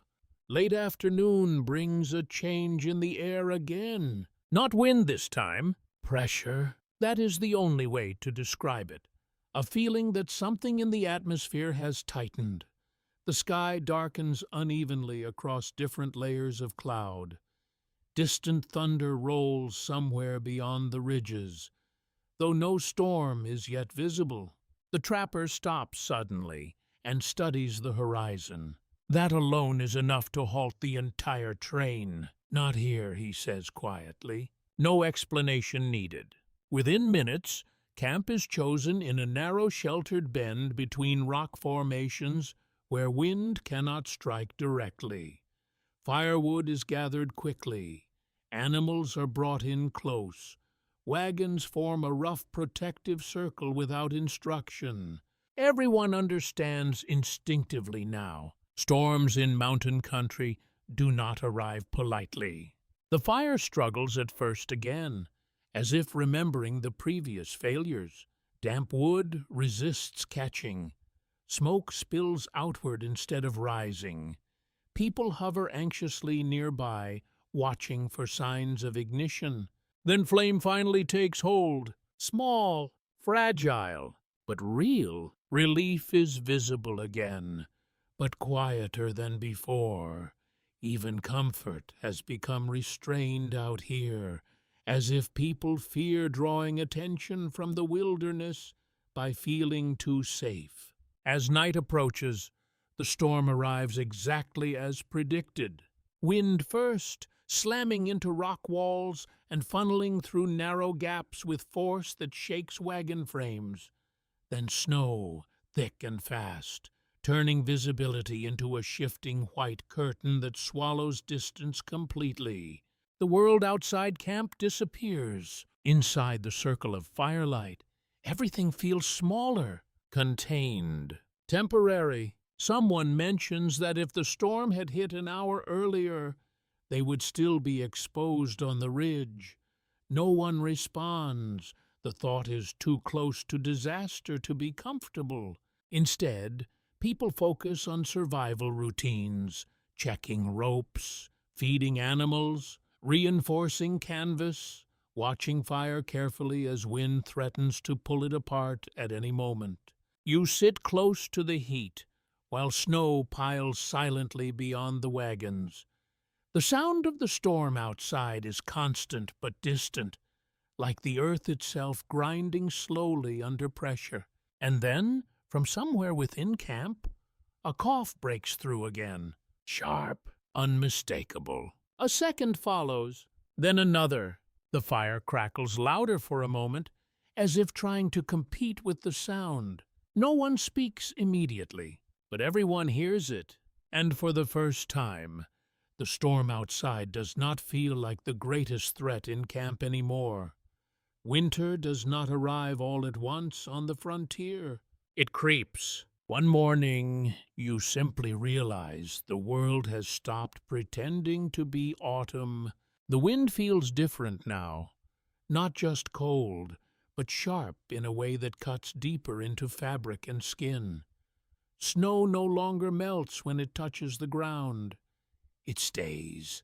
It gathers, it remembers where it falls, and it begins building something permanent. The wagon train moves slowly that morning through a narrow valley where pine branches bend under fresh white weight. Hooves crunch steadily. Wagon wheels carve deep grooves that fill almost immediately behind them. Nothing lasts long in motion anymore. Even tracks vanish quickly. That detail unsettles people more than they admit. A trail that cannot be followed feels like a trail that never existed at all.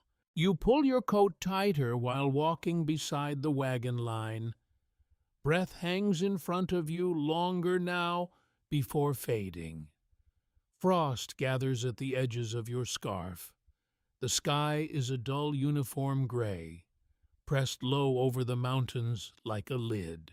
Somewhere ahead, the trapper stops. No warning, just a hand raised. The entire train halts immediately. Everyone has learned not to question that gesture anymore. He studies the slope ahead where the valley narrows sharply into a pass between two dark ridges. Wind funnels through it visibly, carrying snow sideways in fast-shifting sheets. Even from a distance, you can see the way trees struggle there, leaning in the same direction as if permanently pushed. He does not like what he sees. "We wait," he says. A few travelers exchange uneasy glances, but say nothing. Waiting always feels dangerous on the frontier, especially now. Every delay gives winter more time to strengthen. But moving into that pass blindly would be worse. So the wagons settle again into temporary camp. Fires are built quickly but carefully, placed in sheltered depressions between rocks. Wood is rationed more strictly now. Nobody wastes flame. Even sparks are watched closely as if they are valuable objects. Oh, inside wagons, people begin reorganizing supplies again. Always reorganizing. Winter forces constant accounting. What can freeze? What can spoil? What must be eaten first? What might survive longer if protected properly? Food becomes a schedule rather than a comfort. The man who collapsed earlier in the journey is weaker again today. Not dramatically worse, but noticeably fragile. He sits near the fire without speaking, staring at nothing for long stretches before blinking slowly, as if remembering where he is. Two others report similar symptoms, still vague, still uncertain, but patterns are becoming harder to ignore. A woman quietly suggests that it might be mountain fever. Another insists it is just exhaustion. Someone else blames cold water again. Every explanation feels both plausible and incomplete at the same time. That is what makes it so unsettling. The trapper finally speaks again late in the afternoon, while watching wind tear across the valley entrance. Storm holds that pass. He says simply, "No further detail," but nobody asks for more, because everyone can see it now. Snow thickening in layers where the valley narrows, visibility dropping further each hour. The kind of storm that does not rage loudly, but instead fills space slowly until movement becomes impossible. Waiting was the correct decision. Still, waiting does not feel safe. It feels like postponing something inevitable. As evening arrives, temperatures drop quickly, faster than expected. The fire struggles harder to maintain itself, requiring constant attention. People sit closer than before, forming tighter circles around heat. The mountain silence grows heavier outside the wagons. Even wind seems muted now, as if the storm has taken control of sound itself. You notice how quickly conversation fades each night now, not because people have nothing to say, but because energy is being conserved unconsciously. Speaking takes warmth, Listening takes focus. Silence becomes practical. Somewhere in the dark beyond camp, something moves through snow. A horse shifts nervously, then settles again. No one investigates, not because they are careless, but because priorities have narrowed completely to immediate survival inside the firelight.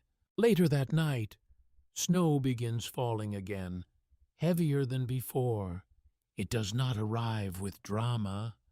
It simply thickens the air until everything beyond a few meters disappears. The world becomes smaller once more. Inside that shrinking space, sickness feels closer too. The coughing has not stopped. It never fully stops anymore. It just changes distance, moving between wagons like a quiet rhythm no one can escape. You sit awake longer than usual, watching embers pulse gently in the fire pit. Each glow feels temporary. Each fade feels permanent, and somewhere in the white darkness beyond camp, winter continues building itself without interruption, patient, unmoving, certain. The first real snowstorm arrives at dawn, not the gentle drifting kind that softens landscapes into quiet beauty. This one has weight. You wake to a sound like constant pressure against the world itself. Wind forcing snow into every surface at once. The wagons are already half buried along their lower edges, wheels disappearing into rising drifts. Firelight barely survives inside a collapsing circle of white. For a moment, you do not know where the sky ends and the ground begins. Everything is moving, yet nothing is going anywhere. The trapper is already outside before most people fully understand what is happening. His silhouette moves through swirling white, like a figure carved from memory rather than flesh. He is checking ropes, wagons, animals, always watching angles of wind and slope. No panic, only calculation. That steadiness becomes more important than ever now. Inside camp, people move quickly, but without chaos. Chaos wastes energy. Energy is expensive in storms like this. Wagons are tightened again. Canvas is reinforced where possible. Animals are brought closer together for shared warmth. But the storm does not negotiate. Snow piles higher by the hour. Paths that existed at sunrise are already gone by mid-morning.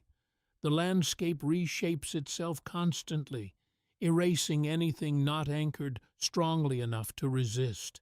You try stepping beyond the wagon circle once and immediately regret it. The snow is deeper than expected, knee-deep already in places that looked flat seconds ago, and the wind pushes so hard against your body it feels like invisible hands trying to force you backward. You return quickly to camp, slightly breathless. That is another frontier truth. Distance becomes misleading during storms. What looks like a short walk becomes an exhausting struggle against resistance you cannot see. By midday, visibility shrinks to only a few wagon lengths. Beyond that, everything is erased. Sound becomes distorted too.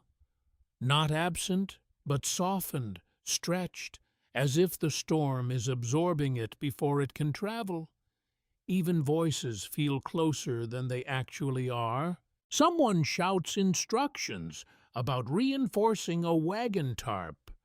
The words arrive delayed, broken apart by wind. The man who has been sick sits inside a wagon now, barely visible except when someone leans in to check on him. His condition is worse again, not sudden collapse, but steady weakening, the kind that drains strength without clear explanation. Another traveler begins coughing nearby, then another. It is subtle enough that no one reacts immediately, but noticeable enough that several people begin exchanging glances more frequently. Illness in confined cold conditions spreads differently than on open plains. Bodies stay closer together. Air circulates poorly inside wagons. Warmth is shared, but so is everything else. By late afternoon, the storm intensifies again. Wind shifts direction abruptly, slamming into camp from a new angle. One wagon canvas tears slightly, snapping loudly before being repaired with hurried knots. Snow fills the gap instantly, coating supplies inside within seconds. A man curses sharply, then stops himself as if remembering that sound carries too easily now. Fire becomes a fragile thing. Every flame is protected with obsessive care. One gust could end it, and without fire, everything else begins collapsing rapidly. Warmth, cooking, morale, even basic coordination. At one point, the trapper gathers everyone briefly inside the largest wagon circle. He does not raise his voice. He does not need to. If this keeps, he says, we don't move for days. That sentence lands heavily. Days of stationary survival in deep snow means rationing, cold exposure, and increasing risk of illness. But moving blindly in whiteout conditions means something worse. The wilderness has created a pause, and neither option feels safe. Night arrives early under the storm. The sky is invisible now. There is only white motion and wind pressure and the constant muffled sound of snow hitting canvas. Inside camp, people cluster tightly around fire pits that are now partially shielded by wagon walls and tarps. Heat is weak but essential. Every face looks more drawn than before. Eyes tired, movements slower. Someone begins telling a story quietly to keep spirits up. A hunting story from earlier in the journey. It is not particularly exciting, but it fills silence. Silence feels dangerous now, because silence allows thought. And thought drifts easily toward fear in conditions like this. You sit close to the fire watching snow accumulate along the wagon edges until they resemble frozen hills. The world outside is completely erased. No horizon, no direction, only enclosed white. The trapper stands briefly at the edge of camp, looking outward, for a long time. Then he returns without speaking. That silence says everything. Hours pass like that. Fire, snow, wind, coughing somewhere inside the wagons, and the growing awareness that the frontier has narrowed again. Not geographically, but physically, into the small circle of survival around flame and bodies. At some point during the night, you realize something simple and unsettling. The storm is not passing through you. It is settling in. The morning does not feel like morning. There is no sunrise, no gradual brightening, no gentle shift from night into day, only a slight change in the color of the white outside. That is how you know time is still moving. The storm has not stopped.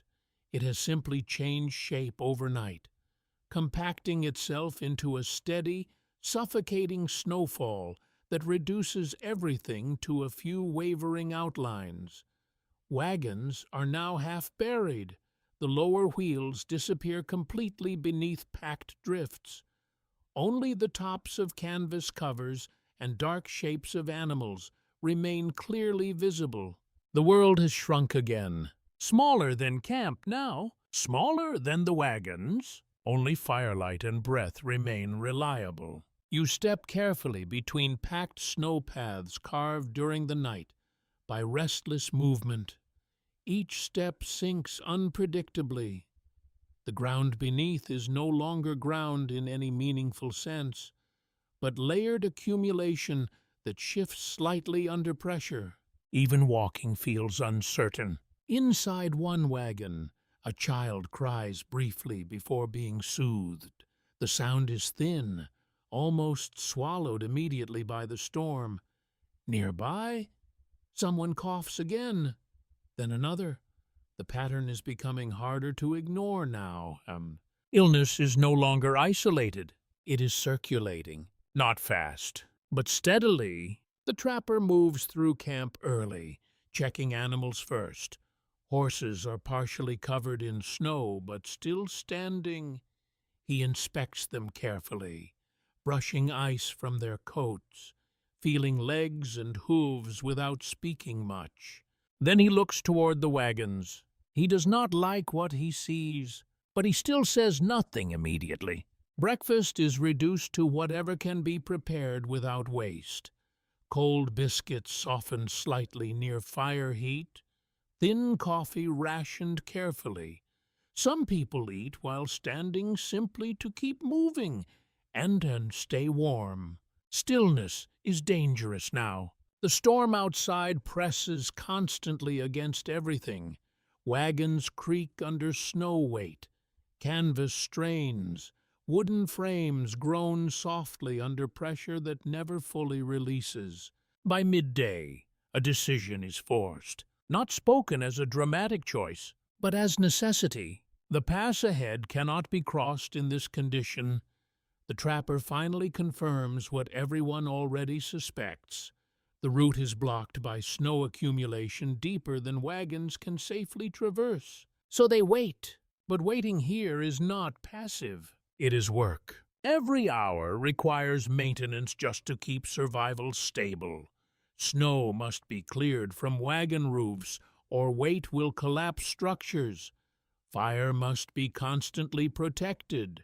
Animals must be rotated slightly to prevent freezing injury. Water must be melted continuously. Time becomes labor, and labor becomes exhaustion. The man who has been sick is now worse again. Breathing is shallow, movement limited. He no longer sits outside the wagon at all. Two people take turns staying near him. No one says what they are thinking, because naming it feels like making it more real. Another traveler begins showing symptoms more clearly now. Feverish warmth despite cold air. Slower responses, occasional confusion about simple instructions. It is no longer vague. It is visible. Fear spreads differently in winter camps, not through panic, but through observation. People begin watching each other more carefully, not accusing, just noticing. Small details matter. How someone stands, how long they rest, whether their hands shake slightly when lifting objects. The wilderness has shifted danger inward. By late afternoon, the storm finally weakens slightly, not enough to clear the sky, but enough for shapes beyond camp to reappear faintly. The mountains are still there, waiting, covered in white now, indistinct but massive. The trapper gathers several people near the fire. We move when it breaks, he says. No one asks when that will be, because no one knows. Night falls again early, as it always does now. Snow continues falling lightly, like a reduced version of the storm rather than its end. Firelight feels more fragile than before, surrounded by deep accumulation of silence. Inside wagons, coughing becomes more frequent. Outside, the wind is quieter now, but not gone, and in that quieter space, every sound inside camp becomes more noticeable. Breathing, shifting, soft voices, occasional footsteps through snow. The wilderness is no longer only outside camp. It is inside it too, carried in breath and closeness, and time spent too long in enclosed, cold spaces. You sit beside the fire watching embers sink and rise slowly beneath ash. Snow falls softly beyond the wagon circle, steady and endless. There is no sense of direction anymore, only duration, and the uneasy feeling that winter is no longer something approaching. It has already arrived, and it intends to stay. The food disappears faster than anyone admits. Not all at once, not in a way that can be pointed to or blamed on a single event. It simply becomes less available each day, like something quietly being pulled out of the world while nobody is looking directly at it. You notice it first in portions. The coffee is thinner. The biscuits are smaller. The venison strips are cut more carefully, almost measured by instinct rather than instruction. Nobody announces rationing. It just happens. That is how frontier starvation usually begins, not with panic, but with adjustment. People unconsciously change their expectations long before they ever say the word shortage. Snow still falls outside camp, though the storm has weakened into something steadier now. The wagons are nearly buried at their bases, forming white mounds with dark fabric tops barely visible. Paths between them are narrow tunnels carved through repeated foot traffic. Every step feels like moving through a narrowed world. Inside that world, hunger becomes sharper, not dramatic yet, not collapsing weakness, just a constant awareness beneath every thought. You walk differently when food is uncertain. Movements become slightly more efficient, conversation shorter, energy conserved without conscious decision. The trapper calls a meeting near the largest fire pit late in the morning. He does not sit. That alone signals importance. "We're losing time," he says. No one interrupts. He looks toward the wagons, then toward the snow-packed valley walls surrounding camp. "And we're losing stores faster in this cold." Someone asks what that means exactly. He answers without hesitation. "It means we don't eat like we used to." Silence follows immediately, even though everyone already suspected it. Hearing it spoken aloud changes the atmosphere. It turns vague concern into structure. Rationing becomes official. Food is reorganized again, carefully, painfully. Everything divided into smaller, measured portions. Nothing wasted, nothing extra. Cooking becomes more precise than ever before, with strict attention to quantities that would have seemed absurd back east. A handful of flour, a strip of meat, a small cup of coffee. That is a full meal now. The man who has been sick does not eat at all today. He barely drinks. Someone tries to offer broth, but he turns his head weakly away. Two others now show similar weakness, not identical, but aligned enough to worry anyone paying attention. Still no one names the pattern directly. Naming it would make it heavier. Instead, people focus on tasks, fire maintenance, snow clearing, animal care, wagon inspections. Survival becomes an organized distraction from uncertainty. By afternoon, the storm finally loosens its grip slightly. Not stopping, just thinning. The sky above remains hidden, but light begins to shift differently through the snow. The wind softens enough that sound carries a little farther again. That change brings both relief and fear. Relief because movement might be possible soon. Fear because movement means effort, and effort now costs more than it did before. The trapper walks the perimeter of camp for a long time, studying snow depth, trail direction, and mountain angles beyond the valley. He stops frequently, kneels, feels the ground, watches wind patterns. He is deciding something, or waiting for something to decide itself. When he finally returns to the fire, his expression is unchanged. "We go tomorrow," he says. That is all. No celebration follows. No argument either. Just quiet acceptance mixed with exhaustion. Waiting longer, carries its own risk. Moving too soon carries another. There is no safe option anymore. Night settles again into the valley. Softer than before, the storm is not gone, but it has stepped back slightly, like something watching from a short distance rather than pressing directly against camp. Firelight feels stronger tonight because of that distance, but inside wagons, coughing continues. More frequent now, more noticeable. People begin avoiding sitting too close together unless necessary. Not openly, not dramatically, just small adjustments in spacing, small instincts. The wilderness has begun changing how humans relate to each other again, not through fear of animals, not through fear of terrain, but through fear of something invisible traveling quietly between close spaces. You sit near the fire, listening to wind move lightly through snow-covered branches above. The valley feels less suffocating tonight, but not safe.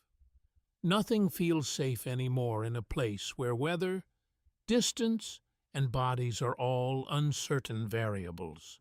The fire crackles low. Someone stirs embers carefully, and beyond the wagons, the mountains wait in softened white silence, as if holding their breath for whatever comes next. The animals change before the people do. That is how you know something is wrong. The horses are restless again this morning, but not in the usual way, not stamping from cold or shifting from fatigue. Something deeper. They lift their heads repeatedly toward the tree line, as if listening to something the humans cannot hear. The mules refuse to stand still while being harnessed. One of them pulls back sharply, breaking a strap cleanly enough that it snaps through the air like a gunshot. That sound alone makes several people turn instantly. The trapper arrives within seconds, kneeling beside the broken leather. He examines it briefly, then looks toward the forest edge without speaking. Nobody asks what he is thinking, because everyone already knows the answer might not be comforting. The snow has stopped falling for the moment, but the world remains buried under it. The valley is quieter now, the wind reduced to occasional shifting gusts that slide through the trees like hesitant breaths. Light is weak, filtered through layered cloud and lingering haze. And still, the animals are uneasy. You notice it too while walking between wagons. A horse refuses water. Another keeps tugging against its tether in small, repetitive movements. Even the birds seem absent now, as if they have moved elsewhere without announcement.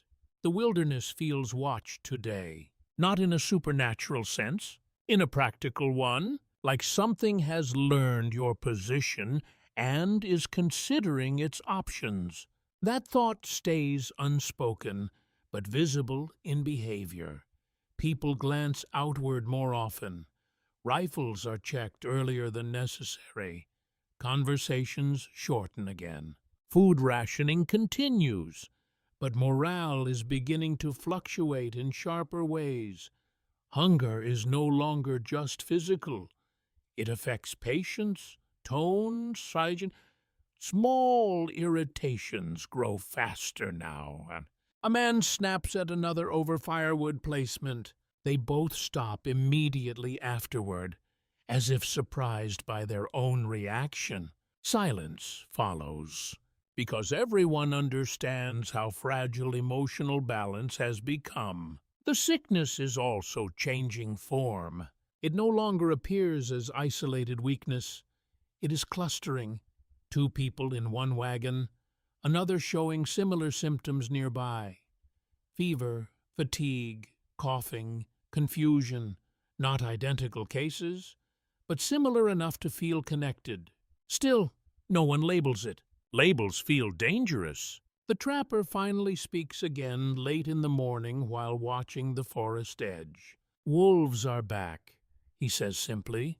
That is enough. No one needs clarification. Not because wolves are new here, but because winter changes their behavior. Food becomes scarce in deeper wilderness. Packs move closer to human camps, not attacking immediately, but watching, waiting for mistakes. You remember earlier nights when howls stayed distant. Now they are closer again, though not constant yet. Just occasional calls drifting through trees when wind shifts in the wrong direction. One man suggests tightening the wagon circle. Another suggests keeping fires burning longer. Both ideas are accepted without debate. Everything is accepted faster now if it improves perceived safety. By afternoon, movement is limited mostly to necessary tasks. The valley still holds snow deep enough that travel remains slow, but the trapper insists on preparing anyway. If we wait too long, he says, we don't leave. Nobody disagrees. So paths are cleared again. Wagons are checked for balance. Supplies are redistributed one more time. Always one more time. You notice how repetitive survival becomes. Not dramatic action, but constant adjustment. Small corrections to avoid larger failures. The sky begins to shift again toward evening. Clouds thinning just enough to reveal a pale, dim glow above the ridgeline. Not full clarity, just suggestion of direction. But something else changes with it. Sound. Far off, beyond the trees, a single wolf call rises. Then another answers, not close yet, but present. A few horses react immediately, pulling against their ropes. One mule kicks nervously. The reaction spreads quickly through animals, then through people watching them. The trapper does not move. He listens, then nods slightly, as if confirming something expected. They're hunting, he says quietly. No explanation follows, but none is needed. Night arrives early again. Fires are strengthened more than usual. Wagons are positioned carefully. People stay closer to light sources now without being told. The sickness has not worsened dramatically tonight, but it has not improved either. That middle state feels worse than either outcome. Uncertainty stretched across every wagon, and somewhere beyond the firelight, wolves continue moving through snow-covered forest. Not rushing, not panicking, just following. Patient, organized, unseen. The wilderness has always had predators, but tonight, for the first time in a long time, it feels like they are no longer far away. Frontier justice arrives too late to matter.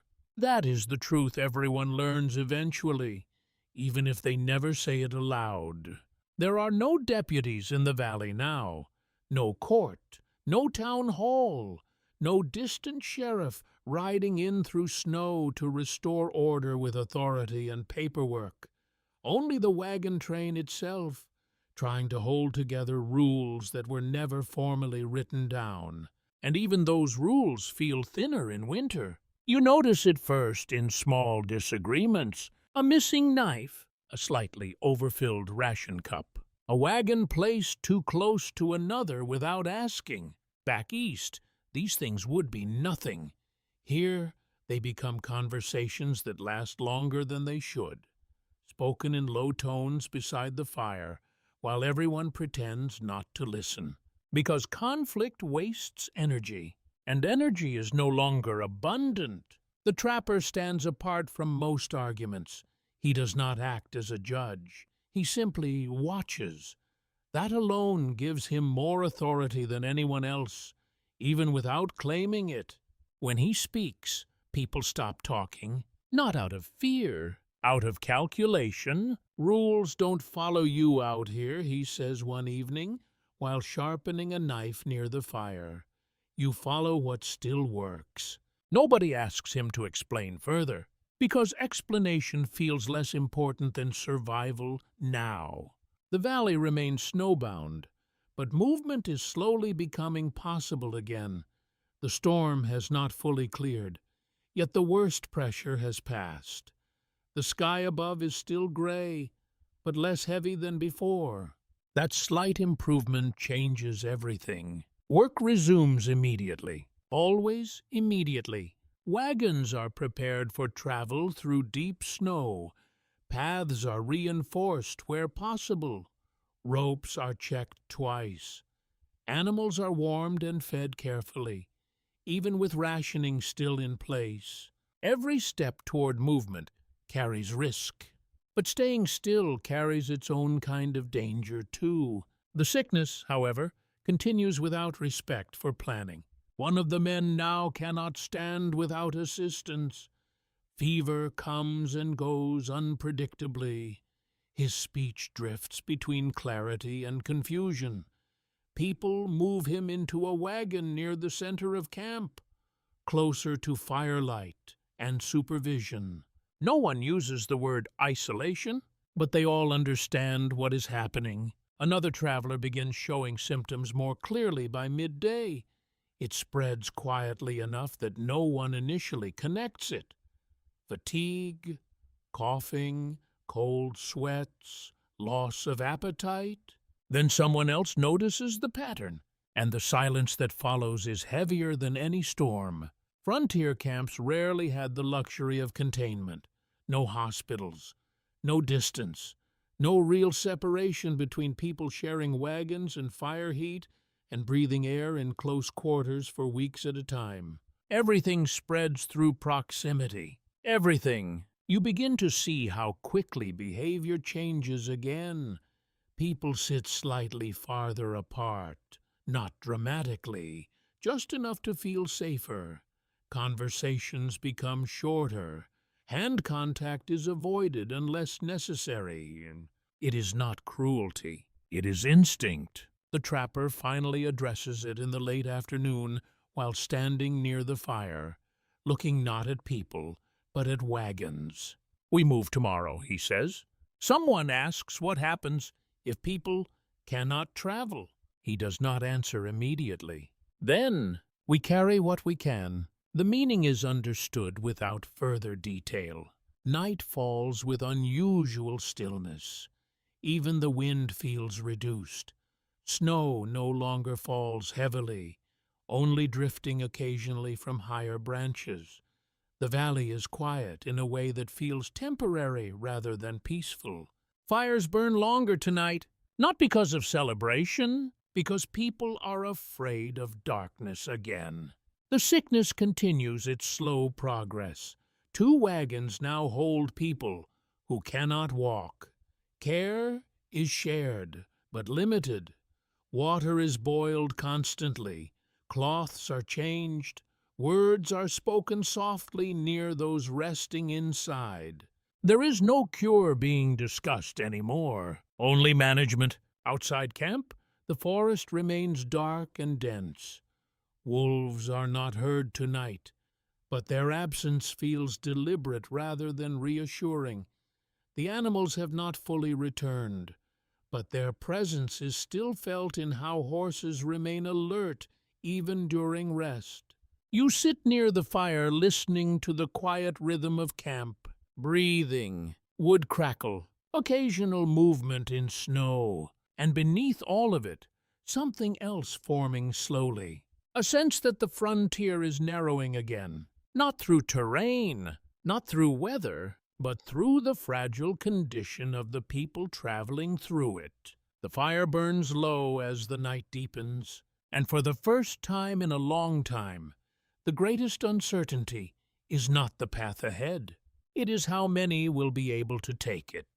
Women notice changes first. Not because they are more sensitive, because they are still doing everything, while others slow down, fall ill, or withdraw into silence. They keep the camp functioning in ways that do not pause for uncertainty. Food still needs preparing, clothes still need mending, water still needs boiling. Sick people still need care. The wilderness does not reduce expectations based on exhaustion. It only removes options. You notice this clearly in the early morning when the fire is still struggling against cold air.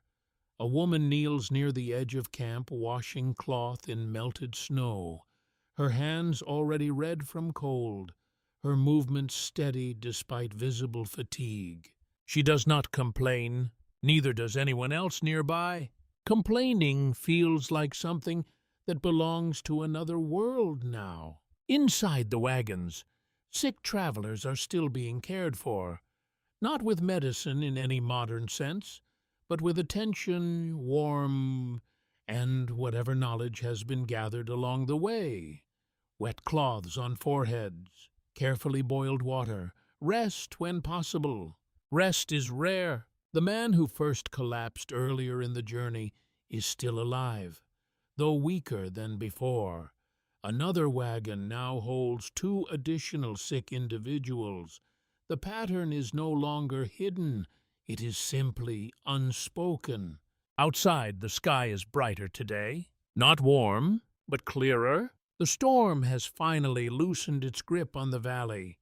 Snow remains deep, but the air no longer carries constant pressure.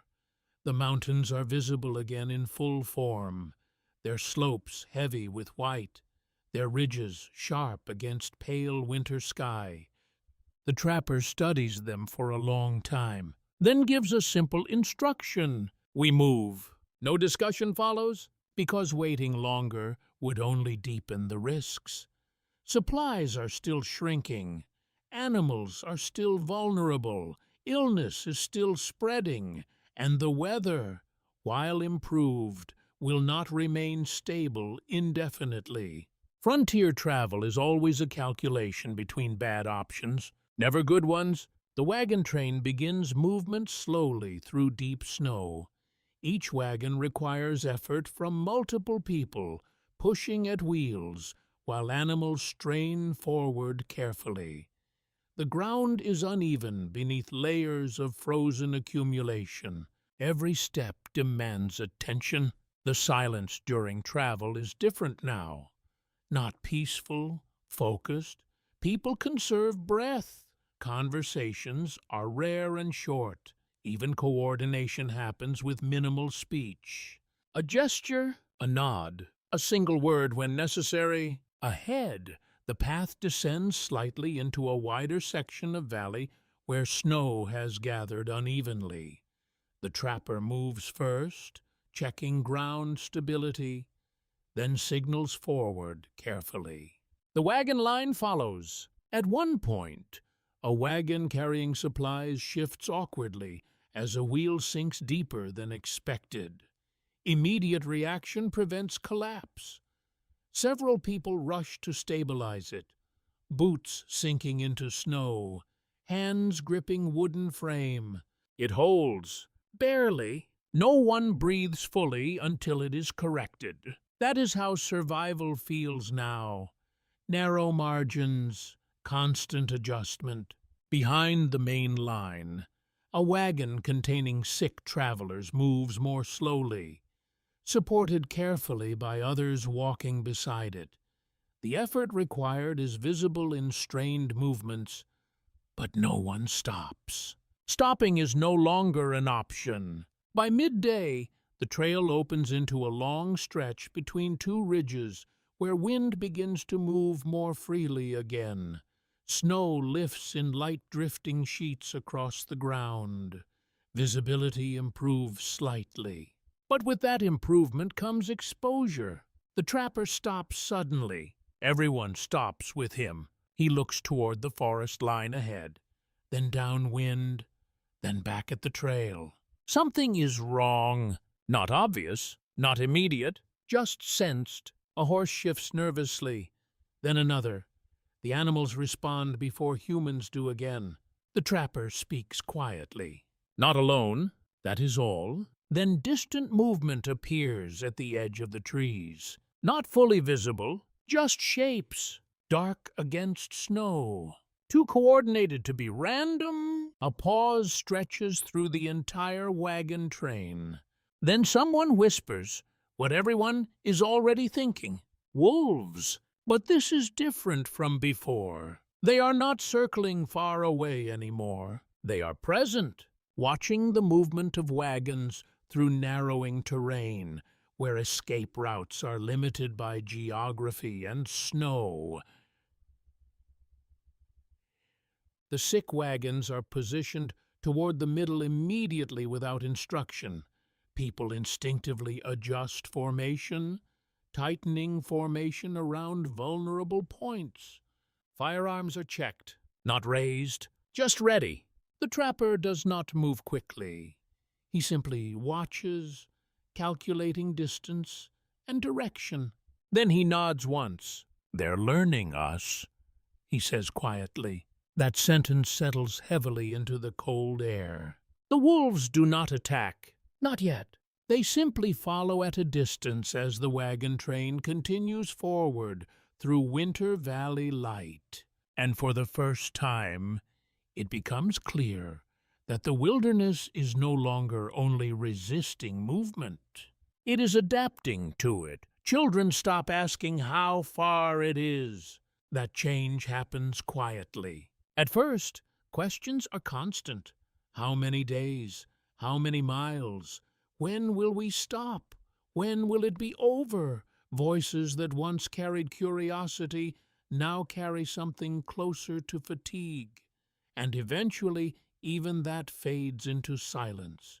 On the frontier, childhood does not disappear suddenly. It erodes. You notice it while walking beside the wagons in the late morning light. A boy who once asked endless questions now walks without speaking, keeping pace beside a wheel track, eyes fixed somewhere far ahead that has nothing to do with curiosity anymore. Only endurance. The valley is wider here, but the snow is still deep enough to slow movement into a steady grind. Wagons move in a long line, each one cutting a narrow path through white silence that quickly begins to close behind them. Everything the train passes begins returning to stillness almost immediately. Even sound feels temporary. Inside one wagon, a child coughs softly, not dramatic, not alarming at first, just a small repetitive sound that blends into the rhythm of travel. A parent leans in closer, wrapping a blanket tighter. No one speaks about it openly, because speaking makes things heavier. The sickness has not advanced suddenly, but it has not receded either. It continues moving through camp in uneven patterns. One wagon untouched, another affected, then a gap, then another case. No clear logic, no predictable spread.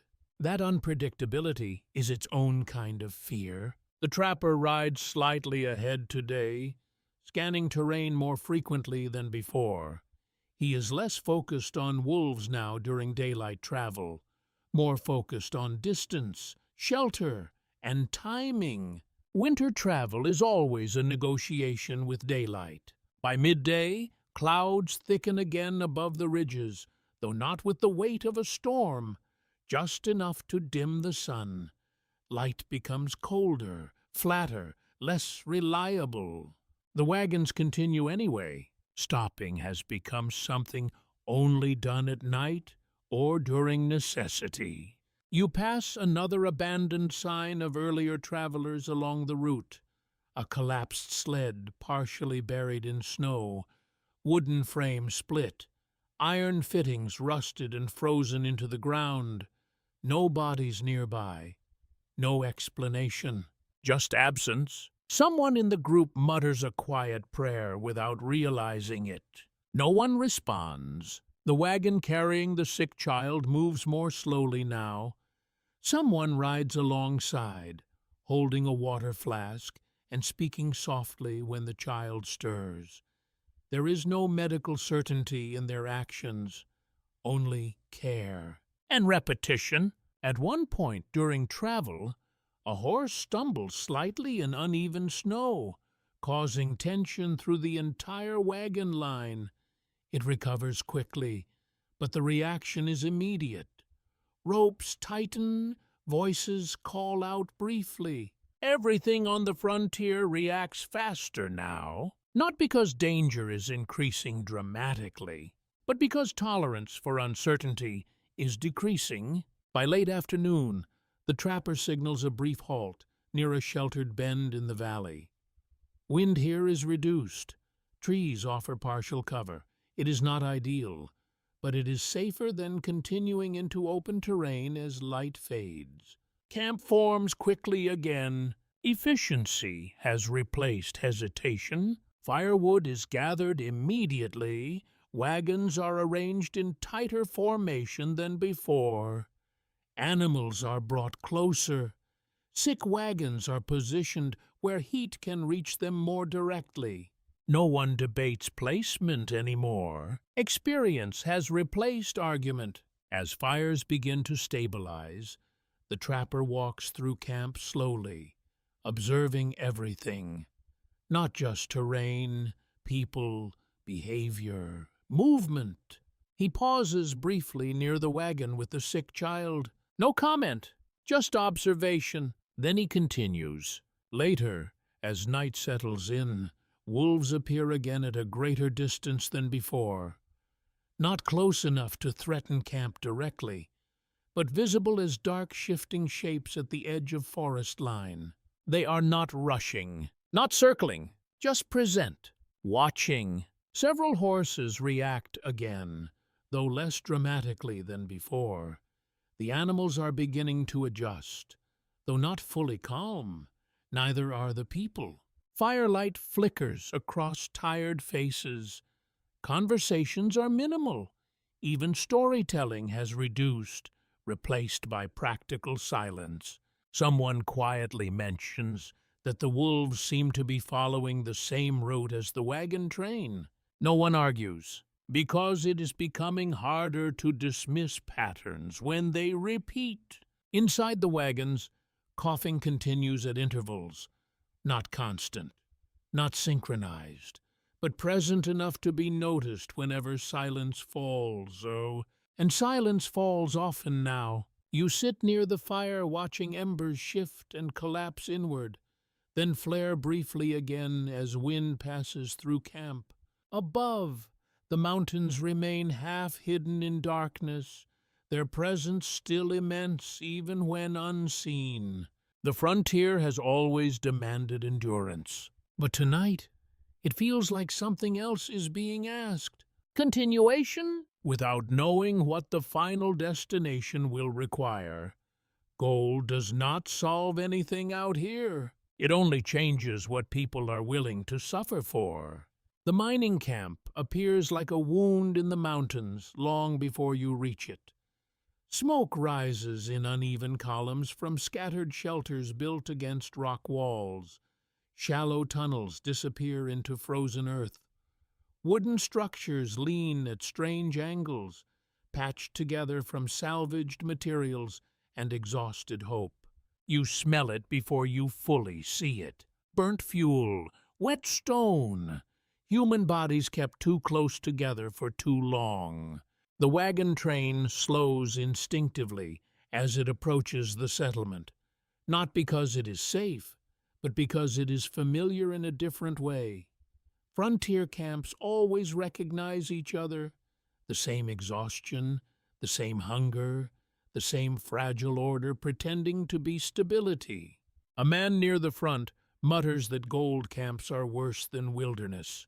No one disagrees, because they have all heard stories, some true, some exaggerated, most somewhere in between. The trapper does not stop the train here, only slows briefly at the edge, scanning the camp with a look that suggests calculation rather than interest.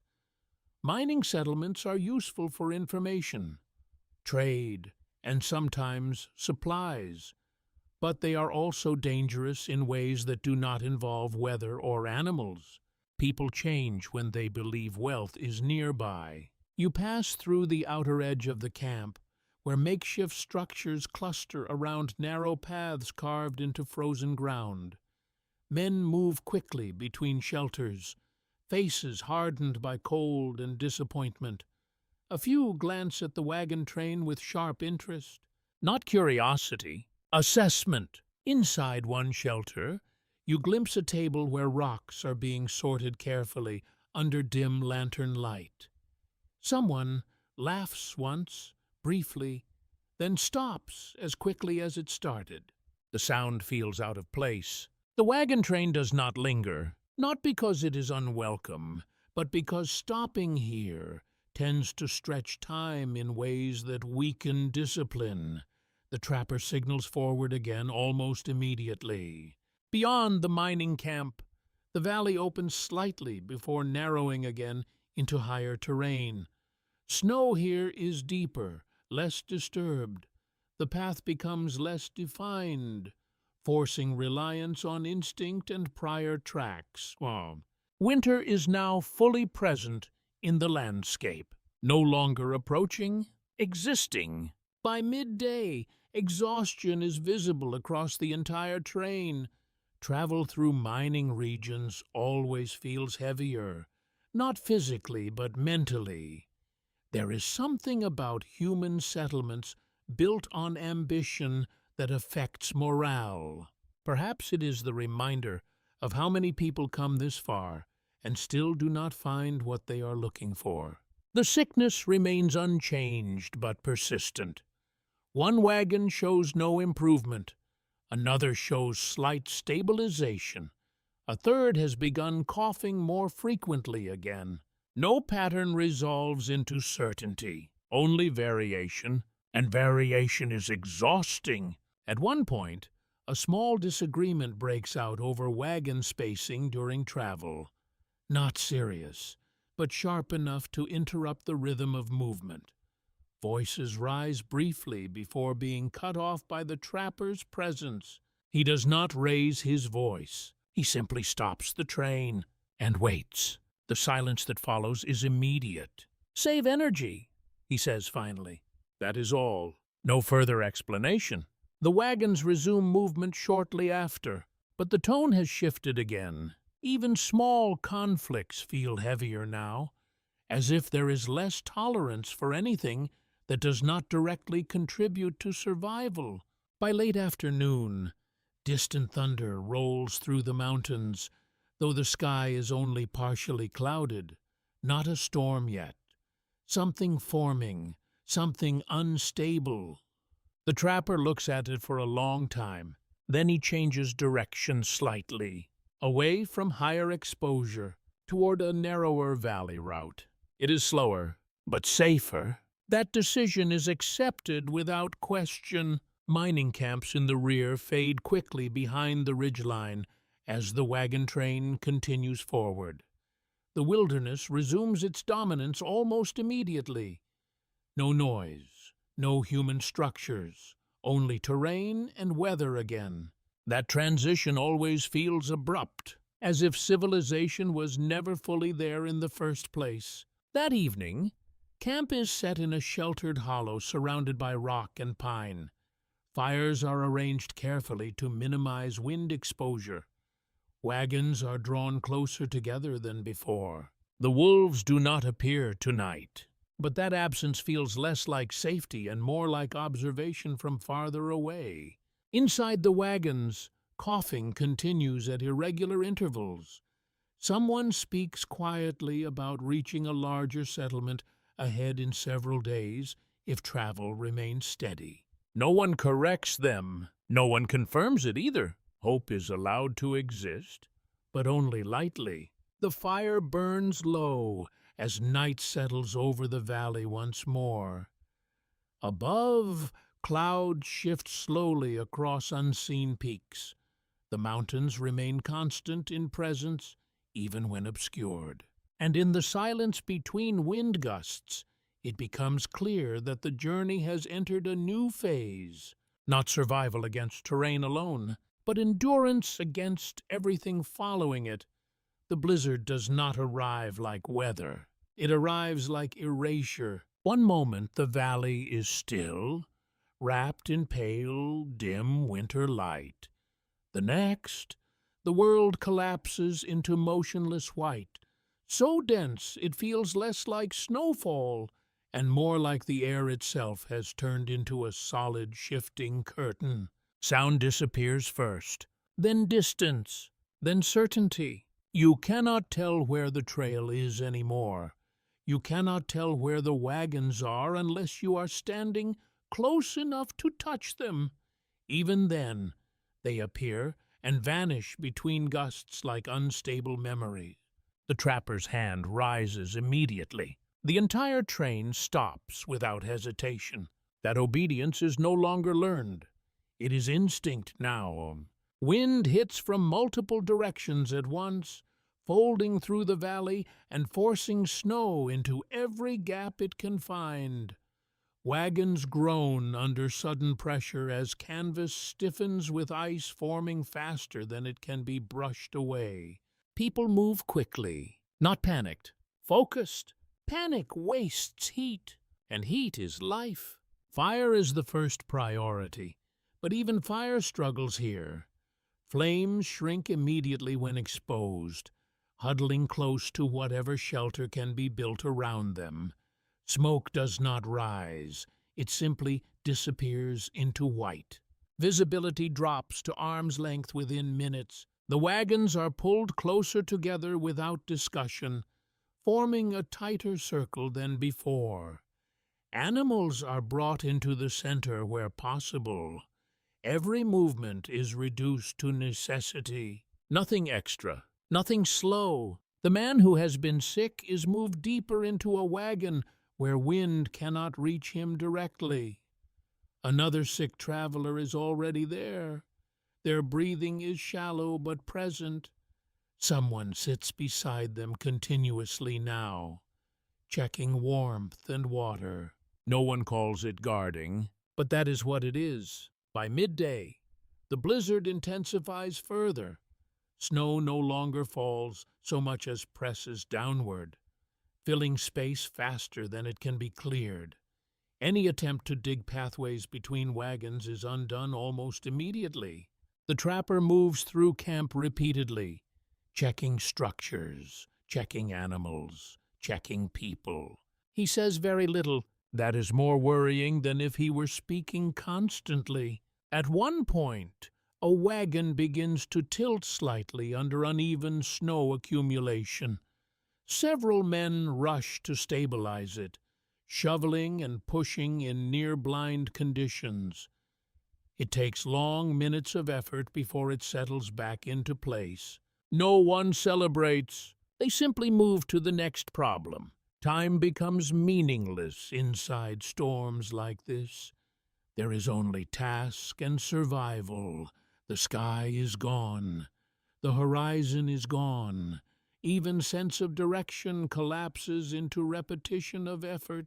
Shovel, clear, push, secure, repeat. Somewhere in the storm, a horse becomes restless, pulling against its tether. The sound is muffled immediately by wind. Someone calms it, but the tension spreads briefly through the animals again before settling. Animals understand pressure differently, more directly. By late afternoon, the fire circle is reduced to a minimal core, carefully shielded from wind on all sides. People cluster closer than ever before, bodies sharing heat in a way that feels less social and more necessary. The coughing continues inside wagons, though weaker now, not because it has improved, but because energy itself is declining under constant cold exposure. Everything becomes quieter, even suffering. The trapper gathers a few people briefly near what remains of the central fire. His face is partially covered in frost now, but his voice remains steady. "We stay," he says. No one argues. Leaving in this condition would not be movement. It would be exposure. The storm does not feel like something passing over them. It feels like something they are trapped inside of, as if the valley itself has become a container filled with white motion and wind pressure. Night arrives without change, only darker white. Inside wagons, people remain awake in shifts. Sleeping fully feels impossible when everything outside is unstable. Someone keeps watch near each sick traveler, adjusting blankets, checking breathing, offering water when possible. Outside, the storm continues, uninterrupted, unconcerned. Hours pass without reference to time, only endurance. At one point, a gust hits so strongly that every wagon frame creaks at once, a synchronized sound that feels almost alive. Then silence returns again immediately afterward. That silence is worse, because it feels temporary. The fire survives only because it is constantly defended. Each ember is protected like something fragile and irreplaceable. Without it, everything collapses faster. And still, the storm does not end. It simply continues, endlessly, as if testing how long anything can remain inside it without breaking. Small comforts begin to feel like rituals, not because they are meaningful in any traditional sense, but because they are the only things that remain predictable. Inside the storm, the wagon train has lost almost all sense of external time. There is no sunrise or sunset in any practical way, only shifts in the density of white outside, slight changes in pressure, subtle variations in wind direction that suggest the world is still moving somewhere beyond the wagons. Inside that enclosed white, people create structure wherever they can. Coffee becomes a ceremony again. Not the bitter survival liquid it has been for weeks, but something handled carefully, shared in measured sips, passed between hands as if it carries more importance than its taste suggests. Warmth matters more than flavor now. The same with food. Small portions are eaten slowly, deliberately, as if the act of eating itself is part of maintaining order against chaos outside. You notice this while sitting near the fire circle, where flames are now heavily protected on all sides by wagons and tarps. Smoke no longer escapes freely. It curls and folds inside the small sheltered space before finding weak paths upward. Everything feels contained. The sickness continues its slow presence inside the wagons, though no one speaks about it directly anymore, unless necessary. There is an unspoken agreement to describe only what must be addressed immediately. Everything else is left unspoken to conserve emotional energy. The man who has been sick longest remains in a fragile state. Some moments he is aware, some moments he drifts. Someone stays near him at all times now, rotating shifts quietly. No one calls it nursing, but that is what it is. The storm outside has not weakened. If anything, it has stabilized into a continuous pressure, less violent than earlier, but more persistent. Wind no longer surges unpredictably, it flows constantly, like a single long exhalation from the mountains. Snow accumulates faster than it can be cleared. Wagons are now partially embedded, their lower halves indistinguishable from surrounding drifts. Only upper structures and covered tops remain clearly visible. Movement outside camp is nearly impossible unless absolutely necessary. Even then, it is brief. The trapper moves less frequently now, conserving energy, observing more from stationary positions. He studies snow patterns, wind flow around rocks, and subtle shifts in animal behavior. The horses are quieter than before, not calmer, quieter. That distinction matters. At one point during the afternoon, someone begins playing a fiddle softly inside one of the wagons. The sound is faint, distorted by wind and fabric, but it carries through the enclosed space in a way that changes the atmosphere immediately.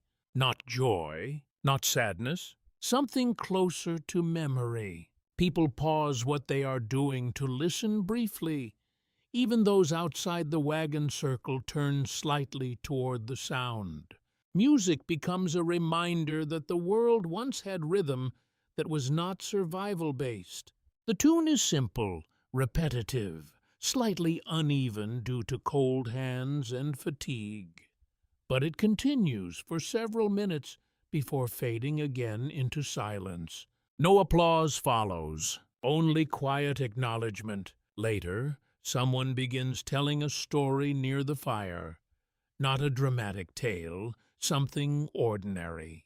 A remembered place, a remembered meal, a remembered street that no longer feels real in comparison to this white enclosed world. Stories are becoming more valuable than food in some moments because they restore something inside the mind that cold and isolation gradually erode. Outside, the storm remains unchanged, but something subtle shifts within it by evening. Wind direction steadies slightly. Snow density becomes more uniform rather than chaotic. Not an end, but a structure forming inside the storm's persistence. The trapper notices it immediately. He does not announce hope. He simply adjusts his stance when he looks outward. That is enough for others to notice something may be changing. Night arrives again, though it is indistinguishable from day. The fire circle remains tightly controlled, flames guarded carefully against sudden gusts. Wagons are checked once more. Animals are reassured. Inside, coughing is quieter but still present. Always present, but no longer escalating. Outside, the storm continues its long pressure across the valley, but with slightly more consistency, as if it is settling into a final phase rather than expanding further. You sit near the fire watching sparks lift briefly before being pulled sideways by wind, and for the first time in days, there is a faint possibility that the storm is not endless, only long. The snow begins to melt in strange places, not quickly, not dramatically, just enough to be noticed. At first it appears as small inconsistencies in the white landscape, slight dimples in drifts, thin wet edges forming around wagon bases, ice that softens at the surface during brief pauses in wind. The storm has not ended, but it has changed character. That realization spreads quietly through camp before anyone speaks it aloud. The wind is still present, still strong at times, but no longer relentless in the same way. It comes in waves now, rather than constant pressure.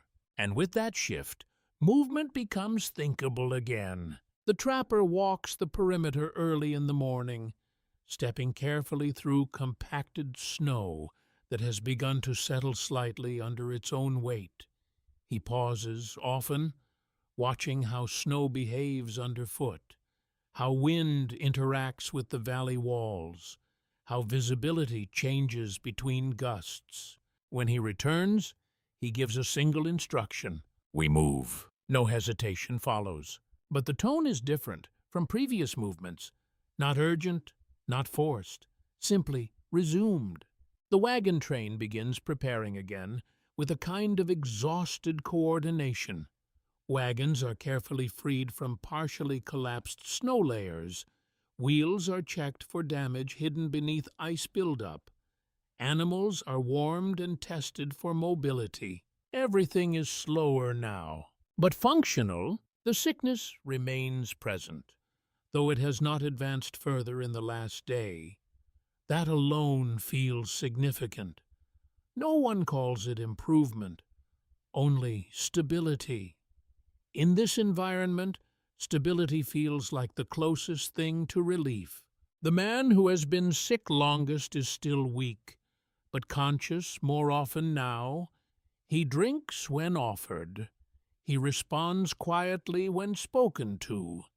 There is no celebration in this, only careful attention. Other cases remain unchanged, but no new obvious ones appear today. That fact alone changes the emotional temperature of camp. By midday, the storm has opened small breaks in its structure, not fully clearing, but revealing fragments of the world beyond. Tree lines become visible again. The outline of distant ridges returns in faint gray layers. Distance begins to reassemble itself.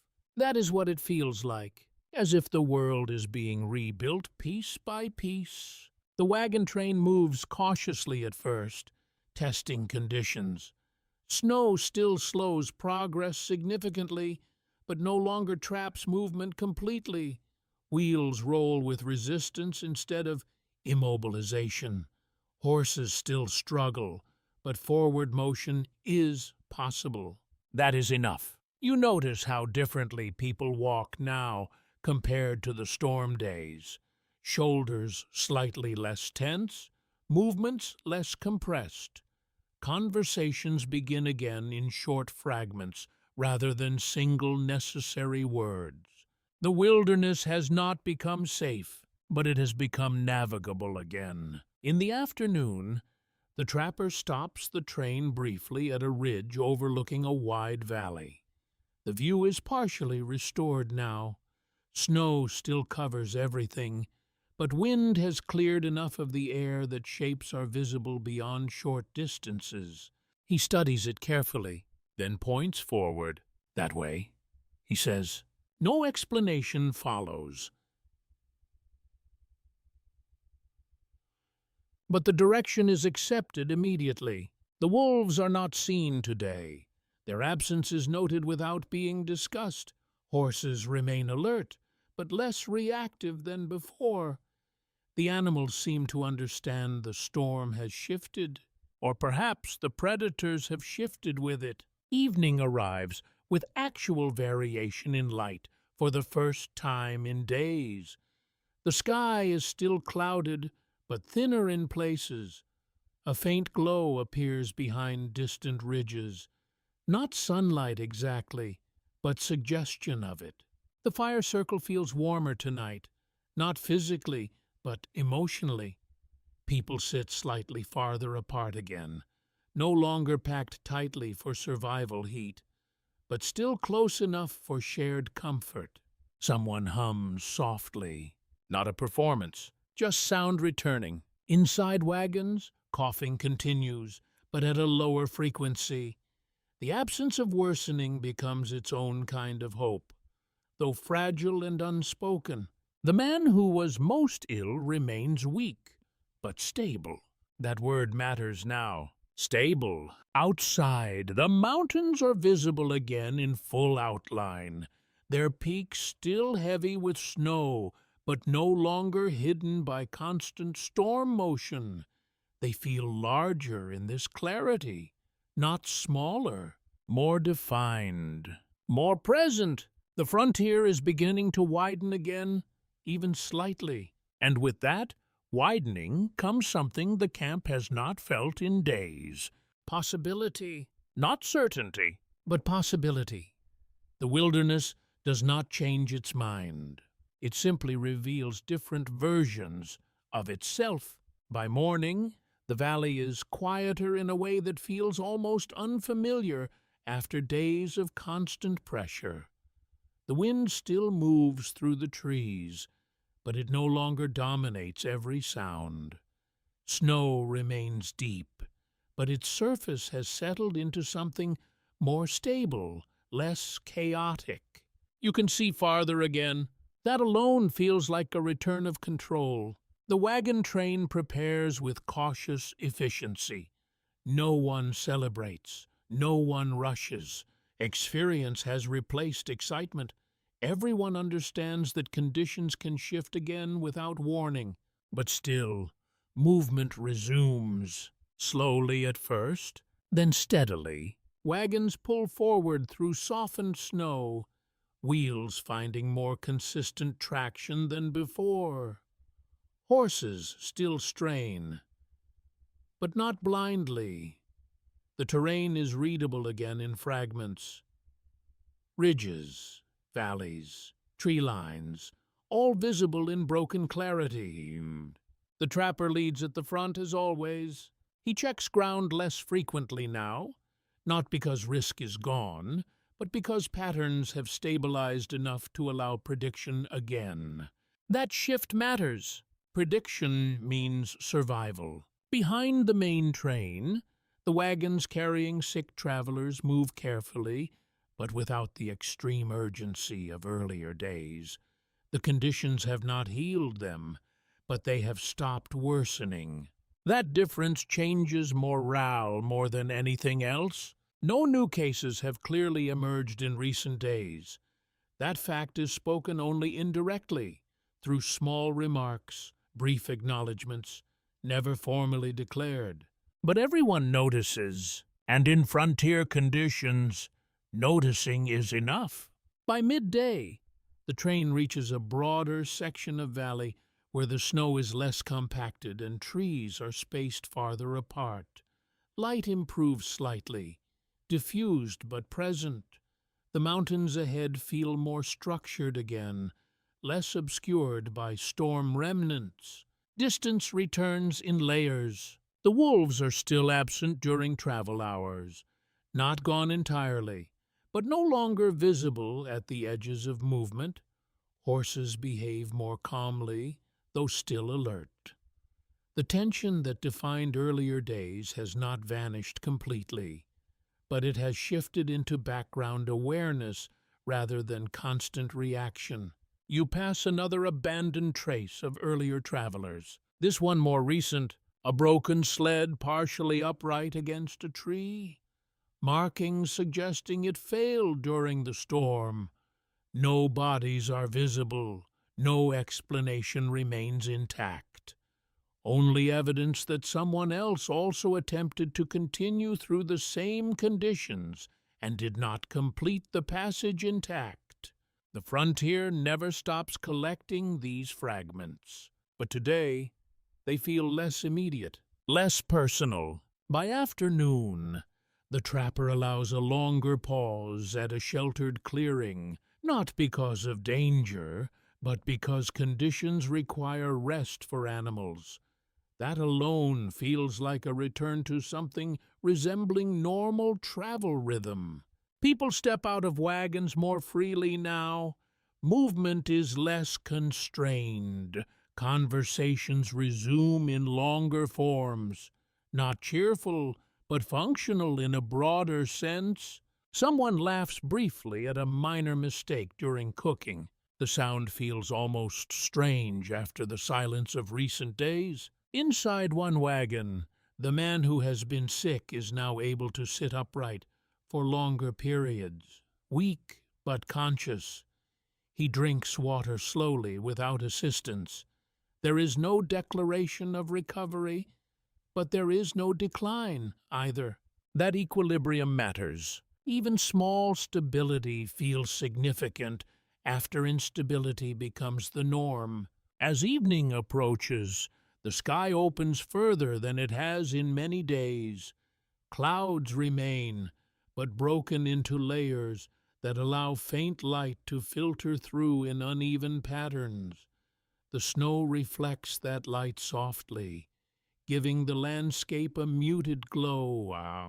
The fire circle that night feels different. Not larger, not brighter, but less defensive. People sit with slightly more space between them again, no longer packed solely for survival warmth. The shift is subtle, but noticeable in posture, in tone, in how frequently people look outward instead of inward. Even silence feels less heavy. The trapper stands briefly at the edge of camp, looking toward the direction of travel ahead. He remains there longer than usual, not searching for danger, but confirming continuity. Then he returns to the fire. No announcement follows, but the movement forward is no longer questioned. Inside the wagons, coughing remains but has stabilized. No escalation, no new visible spread. Only persistence, now contained rather than expanding. Outside, the mountains stretch ahead in layered silhouettes again, no longer hidden, no longer overwhelming in storm distortion. They remain massive, unchanged in scale, but clearer in form. And in that clarity, something shifts in the understanding of everyone traveling. The frontier has not ended its resistance, but it has stopped pressing inward. For now, the wind feels almost gentle now. That is the strange part. After everything you have endured, after whiteout storms and frozen silence and weeks of movement measured only in survival, the return of ordinary wind feels like something almost soft against the face. The wagon train moves through a wide valley where snow is no longer piled in chaotic drifts, but spread evenly across the ground like a settled memory. Trees stand more clearly spaced now. The sky, though still pale and cold, no longer feels pressed down against the earth. You can see distance again, proper distance, not the collapsing kind you lived inside during the storm, but the kind that stretches outward and allows the mind to breathe in layers rather than panic in fragments. Wagons roll steadily forward, no longer fighting constant obstruction. Horses still move carefully, but with regained rhythm. The sound of wheels over packed snow is no longer interrupted by constant struggle, only by terrain itself. Behind you, the valley that held the storm disappears slowly between ridges, not vanishing, just receding, as if the wilderness is putting that version of itself away. The sickness remains present in its contained form. No new clear cases have emerged in recent days, and those already ill are no longer declining rapidly. The man who was most fragile now sits upright longer each day, drinking small amounts of water, responding when spoken to. There is no celebration of recovery, only quiet recognition that things have stopped getting worse. On the frontier, that is often the closest thing to hope. The trapper leads the train forward without urgency now. His movements are still deliberate, still observant, but no longer driven by immediate crisis calculation. He checks terrain, watches snow density, studies wind patterns, but with the calm of someone reading a landscape rather than surviving inside it. That change is subtle, but everyone feels it. By midday, the wagon train reaches a long open stretch between mountain ridges where the valley widens into a broad passage. The snow here is thinner, broken by patches of exposed ground where wind has carried it away. Light falls more evenly across the terrain. For the first time in a long time, nothing feels compressed. Not time, not space, not movement. Conversation returns in longer threads again. Not loud, not joyful, but continuous. People speak while walking beside wagons instead of only at stops. Even small humor begins to reappear in short moments that do not feel forced. A mule refuses to move for a moment, then finally obeys after a patient tug and a quiet laugh from the handler. It is not remarkable, but it feels like life returning in small increments. Inside wagons, the sick continue to stabilize. No dramatic recovery, no sudden reversal, but no further decline either. That balance changes how people behave around them. Less fear, more normal interaction, less avoidance.